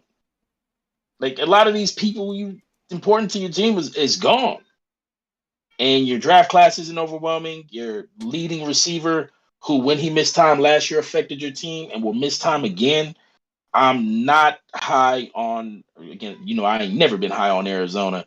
But yeah, I hope they really, really suck. I think did they lose almost all 6 of those games he was out? Yep. 7 of games that he was out? Yep. Kyler just ain't that dude, man. Kyler's not that dude. Talented, man. He's talented. He's got the athletic ability, to get outside the pocket. Throws a great deep ball, like he really does. Mm-hmm. But it's clear that the intangibles of Kyler, if I'm asking you to study film, aren't there. Like your quarterback should be the dude who's doing that the most. And it's not there for him. And I was kind of underwhelmed when I did look at his stats. I thought his numbers was a little better. But again, it's that beginning of the year track record they do. But I don't think that's the case this year, Oos. I don't think that's the case this year. No. Nope. Forget that, Oos. We got to jump the gun because Cliff starts off hot. That man is starting off cold than a mother sucker this year. Well, let's get up into let's go look at the schedule. Let's go look at the schedule. Kansas City, Vegas, Rams, Carolina, Philly, first 5 games. 0-5. Oh my goodness. 0-5. 1-4 at best, right? 1-4 at best. First 5. I won't even say at best. They're in Carolina without D-Hop. We beat them the last 4 times in a row. And your defense is nasty. I'm not even gonna say this. I'm not even saying this because you are here and you're a Panthers fan. Your defense is nasty. You have to say that. You don't like it. You don't have to. Your defense is nasty. Like I'm talking pure facts. And I know we don't jump to the schedule this early, but I feel like we have to jump to the schedule this early with Cliff, right? Because his calling card is every year he's been there, they started off hot and then they ended slow, right? Yeah, that's Cliff's calling card. But we're looking at what we could both agree on: 0-5. Oh yeah. Okay. In Seattle. Let's be generous. In Seattle. Be generous then. I said 1-4. You tell me where the first win is. D-Hop comes back week 8, I believe. So that'd be the Minnesota game. You tell me where the first win is. Week 9 in Seattle. Week 9. Then he's fired, bro. He's fired, bro. He's fired. Week 9 in Seattle. If week 9 is the first win, and your calling card has been you started hot, maybe New Orleans, at home, but you still don't have D-Hops. Give me your bye week. If week 9 is your dub, then what you got them? 1-11. 1-11 at the bye week, bro. Two at best. 2 at best. Is a 2-10 win team keeping Cliff a job at week 13? No. Nah.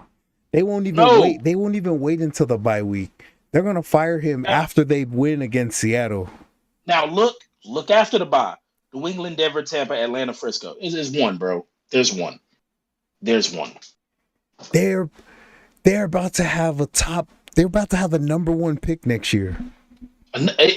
So right now, if we go off of this, 3-win floor. What's your ceiling for this team? 3. Damn! I said 5. I don't see it. I don't see another one. Hey, so this is the reason why I'm kind of glad, because we have to look at the schedule. Because if Cliff's calling card is he starts off hot, we both agree you're not starting off hot this year. You damn near might not make it to the bye week. And not only that, if you're a top 5 pick and you just paid a quarterback, it's a problem. That's a problem in the organization if you're a top 5 pick and your number 1 pick just got a contract extension. Just got paid. So let's talk about this then. Which isn't a bad thing. They're a top 5 pick, right? They're a top 5 pick next year. Granted, the Jags had the same situation this year, right? Top 5 pick, but they don't have. That was a rookie Trevor Lawrence, right? This is a year 3, year 4 Kyler Murray. Year 4, one in a year 4. Kyler Murray, who got paid, got big money, has a clause in his contract saying that he's required to watch a certain amount of film per week. Yep. You're a top 5 pick, maybe even the top 3 pick. What do you do? Okay, so this is what you could do. What I've been telling you to do for 2 years. First, fire Cliff. First fire Cliff. This is assuming Cliff is already fired by the offseason. Cliff is gone. 2, find you a capable coach. 3, having a top 5 pick in next year's draft isn't a bad thing because it's quarterback heavy. So guess what? You get to flip that pick for more people, more picks, whatever, more capital. Specifically for Arizona, you get that top pick, you are not looking for nothing offensively. Why? Well, you got Buda Baker, Isaiah Simmons, who was a number 7 pick for y'all a couple years ago, who better be stepping up into his role this year. Who's the other guy that had? Zaven Collins, who should be stepping up into a role this year. So a top 5 pick for Arizona isn't bad if you're grabbing one of the Georgia linemen next year, Carter, or you're grabbing a Will Anderson from Bama, these defensive ends who are really pushing for Heisman hype next year. You know what I'm saying? Yeah. So if you come back with Kyler and you come back with a actual good draft class, like if your draft class starts to develop and you have some players who start to show, like I do like the Marquise Haynes pickup, lineman from OU. I feel like he's gonna find his way somewhere in the depth chart because them OU linemen been coming out lately and they've been killing it. You know what I'm saying? So I do feel like eventually he'll work his way up the depth chart when some of these guys start to move their way out. But we look at the schedule, we agree this is not a good year, especially after you pay a quarterback. That's not what's supposed to happen. This is a difficult schedule, bro. It's a difficult schedule. I mean, outside of the 6 games that you play within your conference, which is going to be difficult anyways. You played Kansas City, you play Philly, you play Minnesota, New Orleans, you're playing Tampa, Los Angeles. Like, bruh, your schedule sucks. But the problem with signing your number 1 pick that your coach hired is now they both came in together. Cliff came in for and with Kyler, like Urban thought he was coming in for Trevor. So are you sending Kyler away? You should have sent him away before. That's almost what this move is gonna be like. Is we should have got off of him before. You think it's too late for them to get off of Kyler Murray? Yes, it's too late. I mean, you got 160 guaranteed in his contract. All right. Hear me out on this. You want to know the hottest of hot takes? But no, go ahead. The one place I look at for Kyler Murray, 2 places actually. 2 places I look at for Kyler Murray right now, which one is more of a reach, which is Seattle, right? In conference or in division, it could happen. That's my reach. The realistic place for Kyler is probably Minnesota. I know you just extended Kirk Cousins, but they did. Yeah, damn, they did. I know you just extended Kirk Cousins, but if you're looking to get off of Kyler, Minnesota's looking for a quarterback beyond Kirk Cousins, which is why they signed him knowing that there's not a lot of options anymore, right? Yeah. They're not going to be a shitty team. They're going to be a mid-level team who's going to be fighting for the playoffs, not going to be bad enough to get a quarterback. Is this the chance that they have to get off of Kirk Cousins, send an expiring contract to Arizona, and get a franchise quarterback? But if the world projects Minnesota, unlike we've projected Minnesota, then they wouldn't want to move off of Kirk because they would want an NFC North and be probably an NFC Conference Championship team. That's how most people are projecting. But they're projecting Minnesota to bump up because they're expecting Green Bay to fall off, which to me is not what you want to be expecting, is for somebody else to fall off to be good. So it could be a move. Somebody else I think about, the Eagles. No. You hear me out on a level. If Jalen doesn't perform up to standards, all you have to do is ship the 2 firsts you have to Arizona and move Kyler. I'm thinking about teams who have 2 pick capitals in next year's draft who could say, well, we could give up our first to pick up Kyler if we don't want to commit to Jalen Hurts for the future. I told you, that's the only team who has 2 first-round picks next year, I think, and somebody else who may be in the quarterback market. But if Jalen performs he gets his contract, and then he's out the door. The only other place I could think about is, again, quarterback depraved places. Atlanta, who probably will be in the market next year. Tampa Bay. They got a rookie sitting behind Mariota, though. Desmond Ridder, bro, because I don't know. He does like he's an Arthur Smith type of guy, though. Desmond Ridder's an Arthur Smith type of guy. One of these old cluckhead quarterbacks. So he probably can find some success. But he's not Kyler. I'll tell you that. So, all right. So, I'm looking at, only because I do not want this to happen, looking at Jalen Hurts last year. So, here's what Kyler Murray did last year. 14 games, 3,700 yards. Great. 24 touchdowns, 10 interceptions.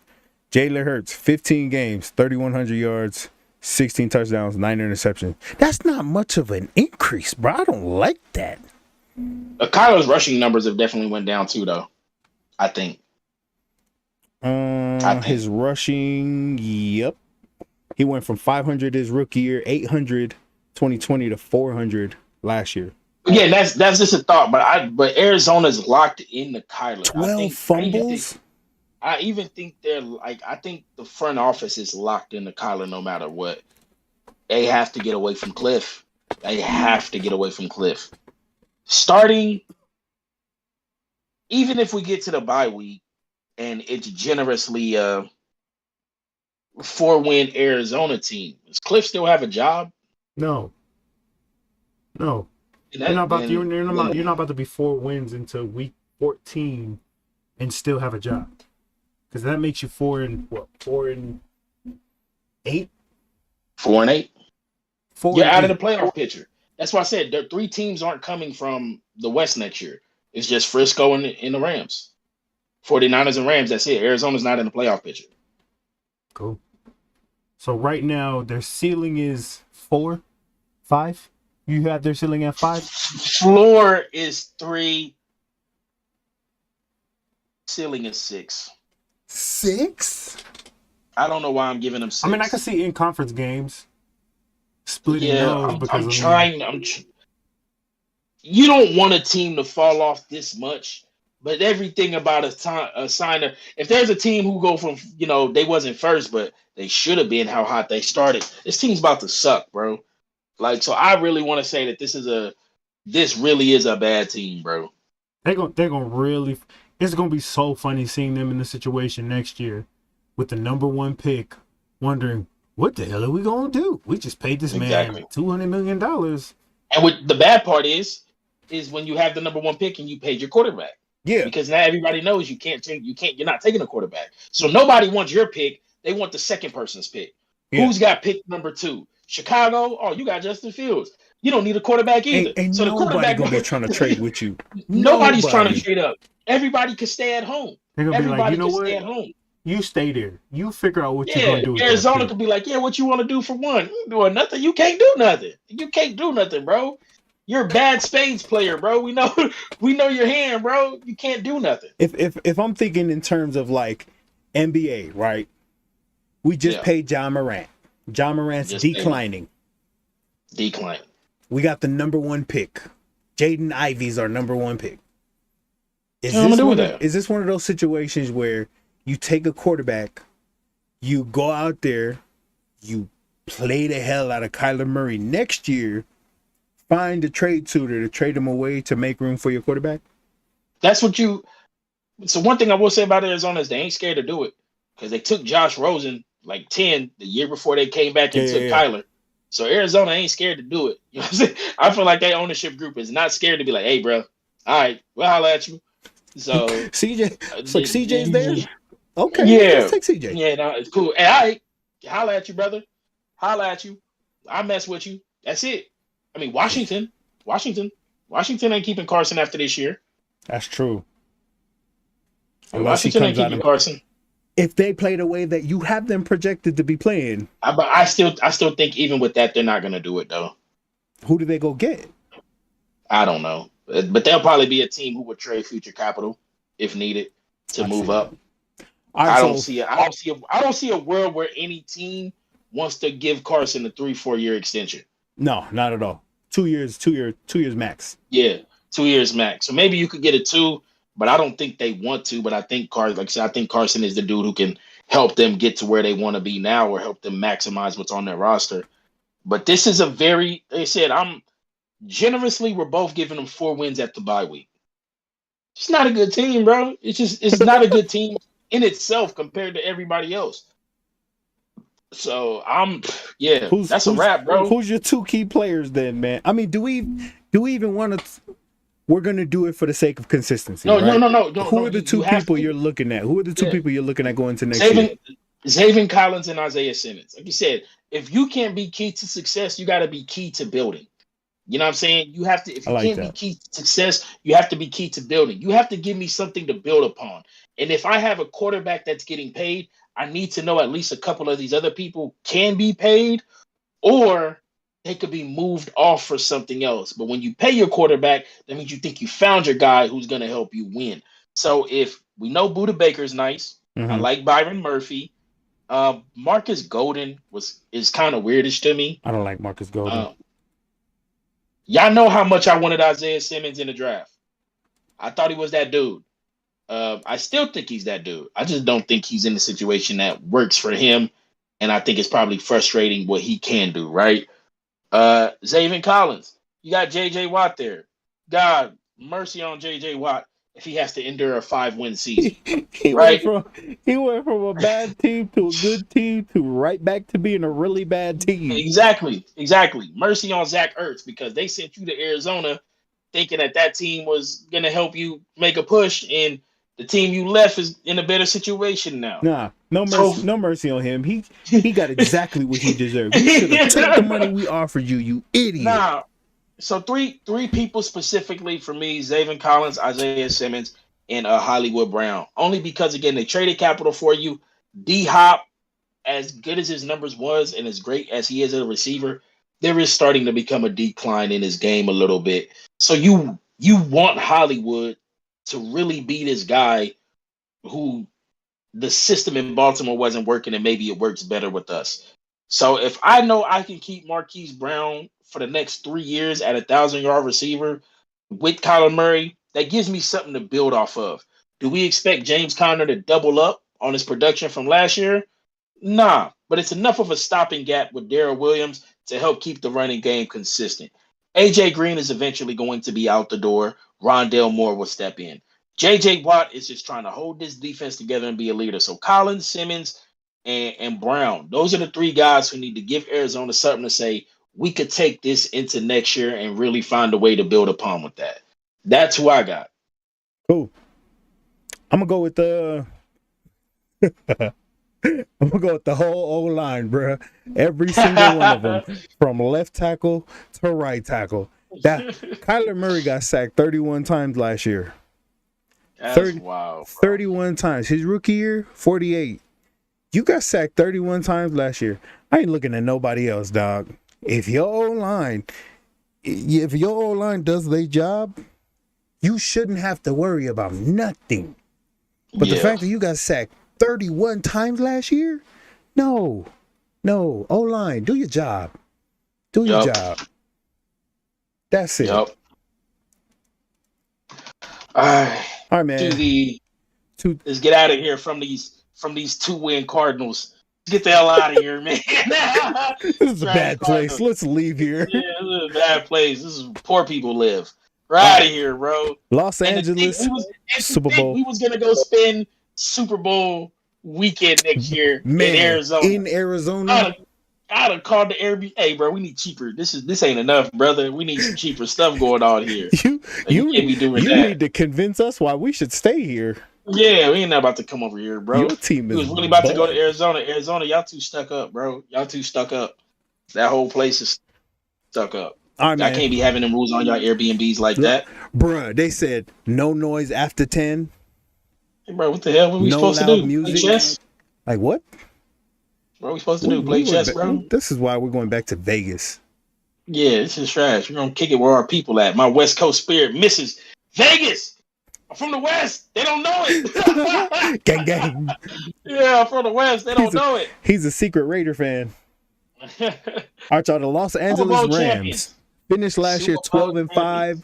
The Super Bowl champions played against what they play against in the Super Bowl? Bengals. Cincinnati and the Bengals.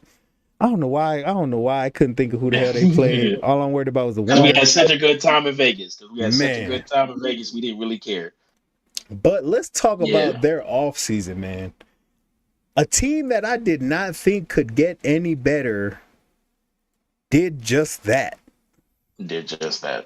They got better. Let's talk about their offseason moves, man. First and foremost, before we even talk about those key additions, do you think they bring back Odell Beckham? They're not going to have him until late in the season. Like, I want to say week 10. I actually don't. No, I don't. I mean, they did bring in Allen Robinson, Van Jefferson, and I think Tutu Atwell is going to find a role in this offense. Okay, so that's the end of Odell Beckham Jr. that we're talking about in LA. Yeah. Other key additions, man, for me, the obvious one. They brought in a first ballot Hall of Famer in Bobby Wagner. First ballot. All three levels. So it's been a while since I've seen at all three levels first ballot Hall of Famers. Aaron Donald, Bobby Wagner, Jalen Ramsey. Yep. That to me is wild. Yep, absolutely. I mean, that's crazy. Even Jordan Fuller played his ass off last year, 113 tackles. Yep. That's wild. Yep. This team there's not a lot I could say about them that they didn't already do last year. Now, this team for me is very, very top heavy like it was last year. Mm-hmm. So thank God that they stayed healthy. But I think there was a couple missing pieces in minor areas that will show up eventually or be the gap. Andrew Whitworth retiring at left tackle. Mm-hmm. That's going to hurt. You don't replace a Hall of Famer. Yep. And he was like average-ish, I feel like. Austin Corbett, your O-lineman left. Like, so there's some new pieces on this O-line. That, again, good thing that it's early in this training camp. You got time to work them in. You could replace Corbett way easier than you could replace Whitworth. Right. Whitworth's a Hall of Famer. So replacing your left tackle, finding out what to do with that is going to be very important. Troy Reader left. I think kind of had a little role with them. And then, funny enough, Johnny Hecker left too. They punter who be doing they fake punts, throwing dots because QBR's off the chain, bro. Like you said, at the end of the day, how does a team who won the Super Bowl get better? And essentially they did that. They added important pieces to valuable positions, and they kind of just play the health game, which is good. And said, if you don't got an Andrew Whitworth waiting, you're not going to replace him anyway. You know what I'm saying? Right. You know, there's only so many elite, amazing Hall of Fame left tackles. So if you don't got one, you don't got one. So I think that's going to be something to watch, is how the O-line holds up throughout the course of the year. That's definitely going to be, but when you got Allen Robinson, who's a great receiver coming to fill in, I think that should help out. Cam Akers, hoping for a good year from him. I like the running back they picked up, Kyrie Williams, from Notre Dame. He's kind of nice, though. I don't think he's special. I just think he's kind of nice. And again, when you play around these teams with these players, you're going to find a way to eat. Oh, yeah. You're going to find a way to eat. But this is definitely another roster that I say should be a conference championship game. Like, these Rams is definitely one of the contenders. And they have the opening game against the Bills, which is going to be very entertaining. Cool. So, I'm right there with you, man. I already said it. Biggest addition is Bobby Wagner. B-Wags. Bobby Wagner. You got a guy right now that could basically lead your defense, man. Jalen Ramsey, go do Jalen Ramsey thing. Aaron Donald, Go do Aaron Donald things, knowing that you can trust your Hall of Fame linebacker behind you. Yep. Cam Akers, I think, to me is big going to this year. Got hurt last year, came back in the playoffs after was it a torn Achilles? Yeah, he came back late. Torn Achilles, coming back from that after and they 3 months. And they really killed Tampa in that playoff game, but then they had 4 fumbles, so that should have been worse than it was. So, but they could have easily lost to the 49ers too, because if Tart ain't dropped that pick, boy, who knows, man. But one of the most impressive things that they did was bringing in Allen Robinson. They really balanced out this wide receiver room. What they're losing in Odell, I think they're going to get a little bit from in Allen Robinson. You brought in a big body. You brought in a dude that 6'2", 210. You didn't have that before. Odell's not 6'2", 210. No. So the fact that you're bringing in a dude that is that next to Cooper Kupp, hell of a route runner, Triple Crown winner, crazy he's not a 99 overall in Madden. We already talked about Madden ratings are stupid. And then Van Jefferson. Van Jefferson, after sitting back there for the last three-ish years, I think he came in the same class as Jerry Jeudy, CeeDee Lamb, those guys. I think he's going. I think they're going to have a pretty solid year this year. Yeah, so I think Odell doesn't have a chance to come back because I feel like they should be content with their receiver room. Mm-hmm. But I would say it's like a 25% chance that he goes back. So for the sake of the conversation, where do you think he goes? Where do you think he fits best? I think he fits best here. Damn. Like I do. I think he fits best with the Rams. That Super Bowl was a blowout until he got hurt. Like they was dominating. It sure was. Like they were dominating the game. OBJ was killing it. And then he got hurt. And then a lot of other receivers couldn't catch passes. That should have been worse than what it looked like. So yeah, OBJ, like this is really where he fits best at. But I feel like the Rams will probably give him a late season call and be like, hey, we'll give you this little bread to come back and to run it like you did last time. I don't think he's going to get the contract that he probably should get or we would want to see him get. You OBJ, bro, you should have bread coming in from a lot of other places. You got a real chance to go and repeat with the Rams. I would take the opportunity to go do that. Cool. All right, man, that's going to take us pretty early into the It takes us early because this is the like you said, when you're a Super Bowl contender, Super Bowl champion, and you only get better, it ain't really much else to say. You know what I'm saying? Like we ain't got nothing else to talk about. Yeah, we can't really analogize, or break you down because you did it.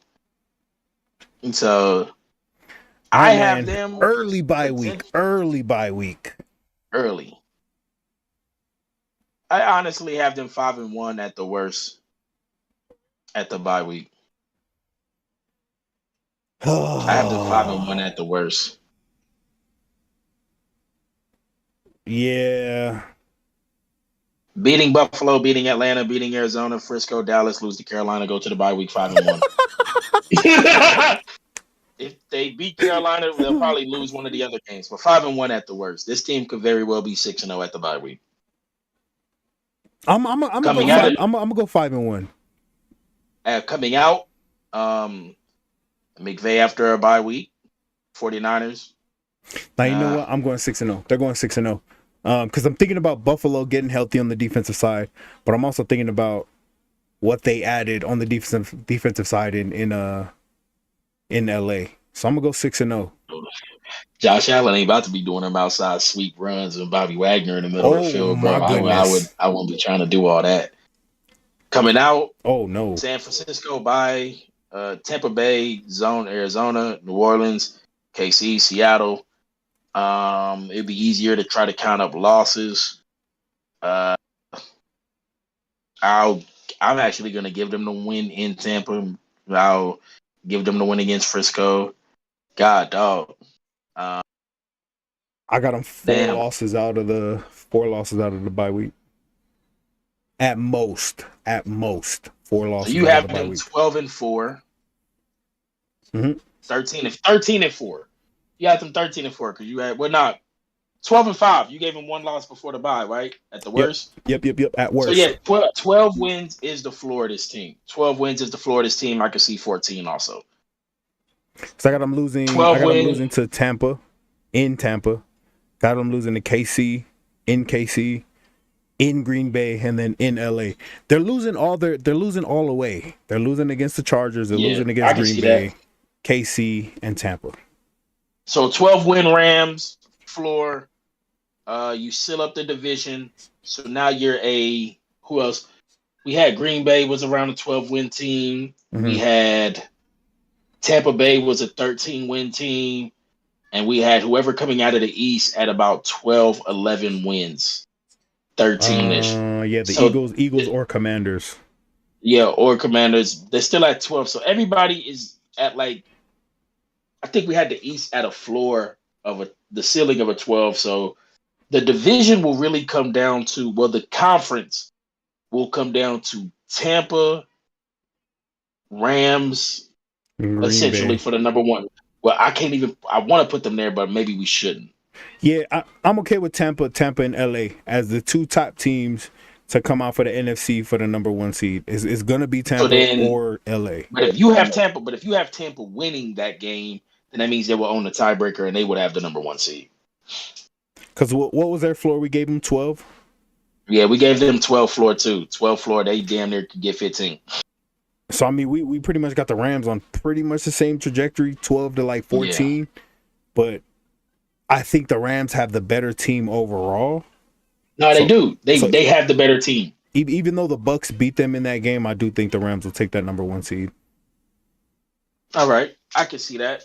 So then what's the likelihood of the double? So we'll get to look at it too, but right now, finishing off the divisions, we have the Rams winning the division, Tampa Bay winning the division, Green Bay winning the division, and Eagles winning the division, and then we have Washington, Minnesota, and 49ers. And 49ers will be what would finish off our playoff picture. Yep. I was the only one who pushed for Washington, so really Washington shouldn't be in it. It should be Dallas, 49ers, and Minnesota. I was the only one who pushed for Washington, but Dallas should be the team that's more considered there. If they could go back to back, this would be one of those instances in the NFL to where a funnier end of the dynasty was you was a team who made it to the Super Bowl before with Jared Goff, move off of him, and then you come back after you make the change and you win too. That would be crazy. And if they was to win back to back, everybody's leaving the league. The league.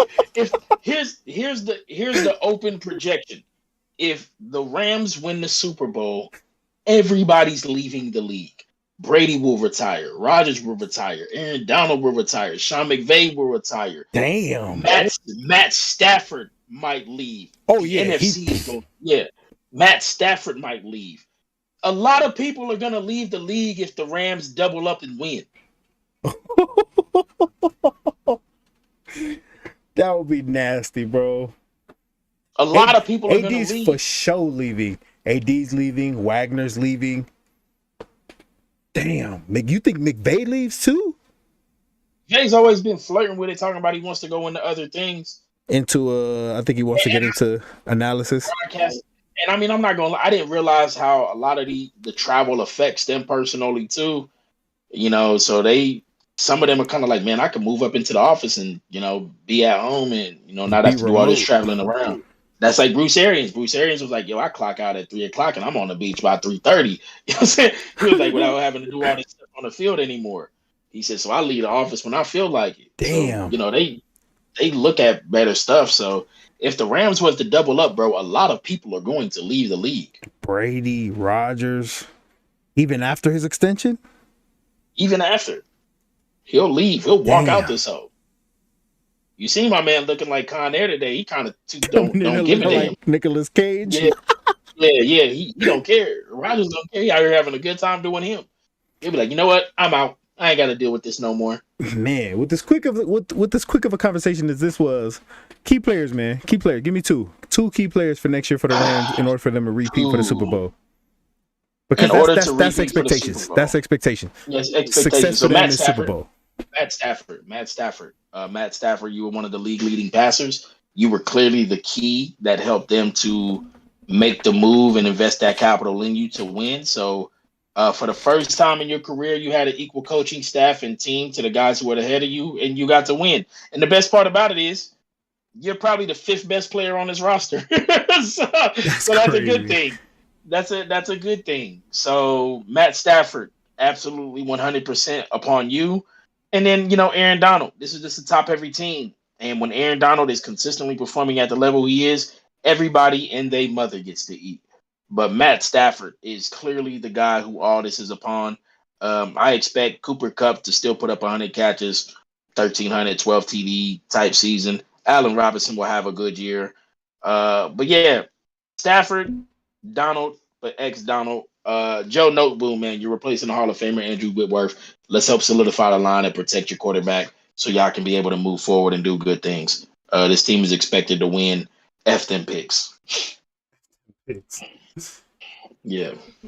All right, man. So, what is your bold take for the NFC West? Bold take. I know you like going to each team for the bold takes for the NFC West. Bold take for the NFC West. Bold take for the NFC West is Seattle will have the number 1 pick. And Pete will get his quarterback, his new quarterback. That's a bold take. Seattle will have the number 1 pick and get the bold take. And it's almost necessary, if you want to be honest. It's almost necessary to kind of red carpet Pete to CJ or Bryce, and turn this division upside the hell down. You know what I'm saying? Do you have that conversation with DK beforehand? Yeah, nah, because I'm going to give DK every dollar that he wants. Yeah, I'm going to give DK every dollar that he wants. I know people were like, well, he didn't have 1,000 yards. He still had 12 TDs. And he had quarterback issues last year. So DK's going to still get his this year. But we're going to be like, hey, DK, you're going to be the highest paid receiver in the league. So here's your check. I'll at you. We're going to bring you CJ. Yeah, we're going to bring you a guy, bro. Don't worry. So you can afford to pay other players when you're not paying your quarterback. So you could do that. 49ers. Bold take for the 49ers. They will be in the conference championship game. Ooh. Against the Rams again? Yeah. Yeah. Repeat conference championship game. That's a bold take. Rams 49ers. Okay. 49ers still lose. I love y'all in agony. But the way the storyline's written, it's written for Trey. If I give him the Mahomes storyline, Mahomes goes and he loses he goes and loses to the Pats and Brady. Trey, you go and you lose to Stafford and the Rams. That's kind of how the storyline seems to be writing itself. Arizona, hot take. The hottest of hot takes that I could get for the Cardinals. You're watching this video right now and you're like, damn, he's been telling us about ourselves for 3 years now. Maybe this guy is kind of right. So what they do is it's 9:30 my time, which means what time is it over there? So Cliff Kingsbury at midnight tonight will get a call and be like, Tavita's been saying we should fire you. So we're going to fire you right now, bro. And we're going to take our number 1 pick and figure it out. But you got to go. So that's like the boldest hot take I could give for the Cardinals. The other bold hot take I could give for the Cardinals is they are a 4-win team with a new coach by the bye week. Damn. With the interim coach by the bye week. 4-win team with an interim coach by the bye week. And bold take for the Rams in itself is they could double up as champions. Double up as Super. Only if healthy. This team sustains one injury from any of them top guys, it is a wrap. They can't do it. You're not that strong in depth. You're not. The rest of your guys eat because of them guys. So no. Cool. I'm gonna support your Seahawks one. I'm gonna support the Rams one. I'm gonna support the Cardinals one. 49ers. 49ers. Here's my bold take for y'all. Trey Lance is the best quarterback in this division. This year? This year. He better be. That's the capital they invested. Trey Lance is the best quarterback in this division. That's a bold, and I'm saying bold take because, bold takes are, there's ones we got to reach for. Do I believe it? No. But is that my bold take? That's a bold take because, again, the storyline says 49ers are in the conference championship game. That's the bold take. My bold brain, as smart as I am, says you will regret the day you passed on Justin Fields. Y'all are going to look back and be like, we took Trey. We should have never took this guy. So, yeah. This guy is buns. I think Trey was the fourth best quarterback in that draft. It was Justin, Trevor, Mac, and then Trey, and then Zach. So I think you took the wrong guy. I really do. They took Dak Prescott. But, yeah, Dak was still a later round pick though. Dak wasn't no first round pick. Dak was a couple rounds late. 4. So yeah. So I just think they took the wrong guy. But I think when you have a great roster and a great coach, you're probably just getting a colorful, athletic Jimmy G. Like, that's kind of what I think you're kind of getting. Like, that's really what I think. But everything shows that this guy's supposed to be great. So that's the standard that I'm going to keep him to, is he's supposed to be great. We'll see, man. We'll see. That wraps it up for the NFC West, man. Any final thoughts? Time to get out of here. I hear my stuff's going low and I hear my kids screaming, so I'm ready to roll. All right, man. We out. Catch us tomorrow for TTE Talks. Catch us next week for the AFC full preview, and then the following week for the NFC full preview. Then we get into a smoke break before we get into the NBA, y'all.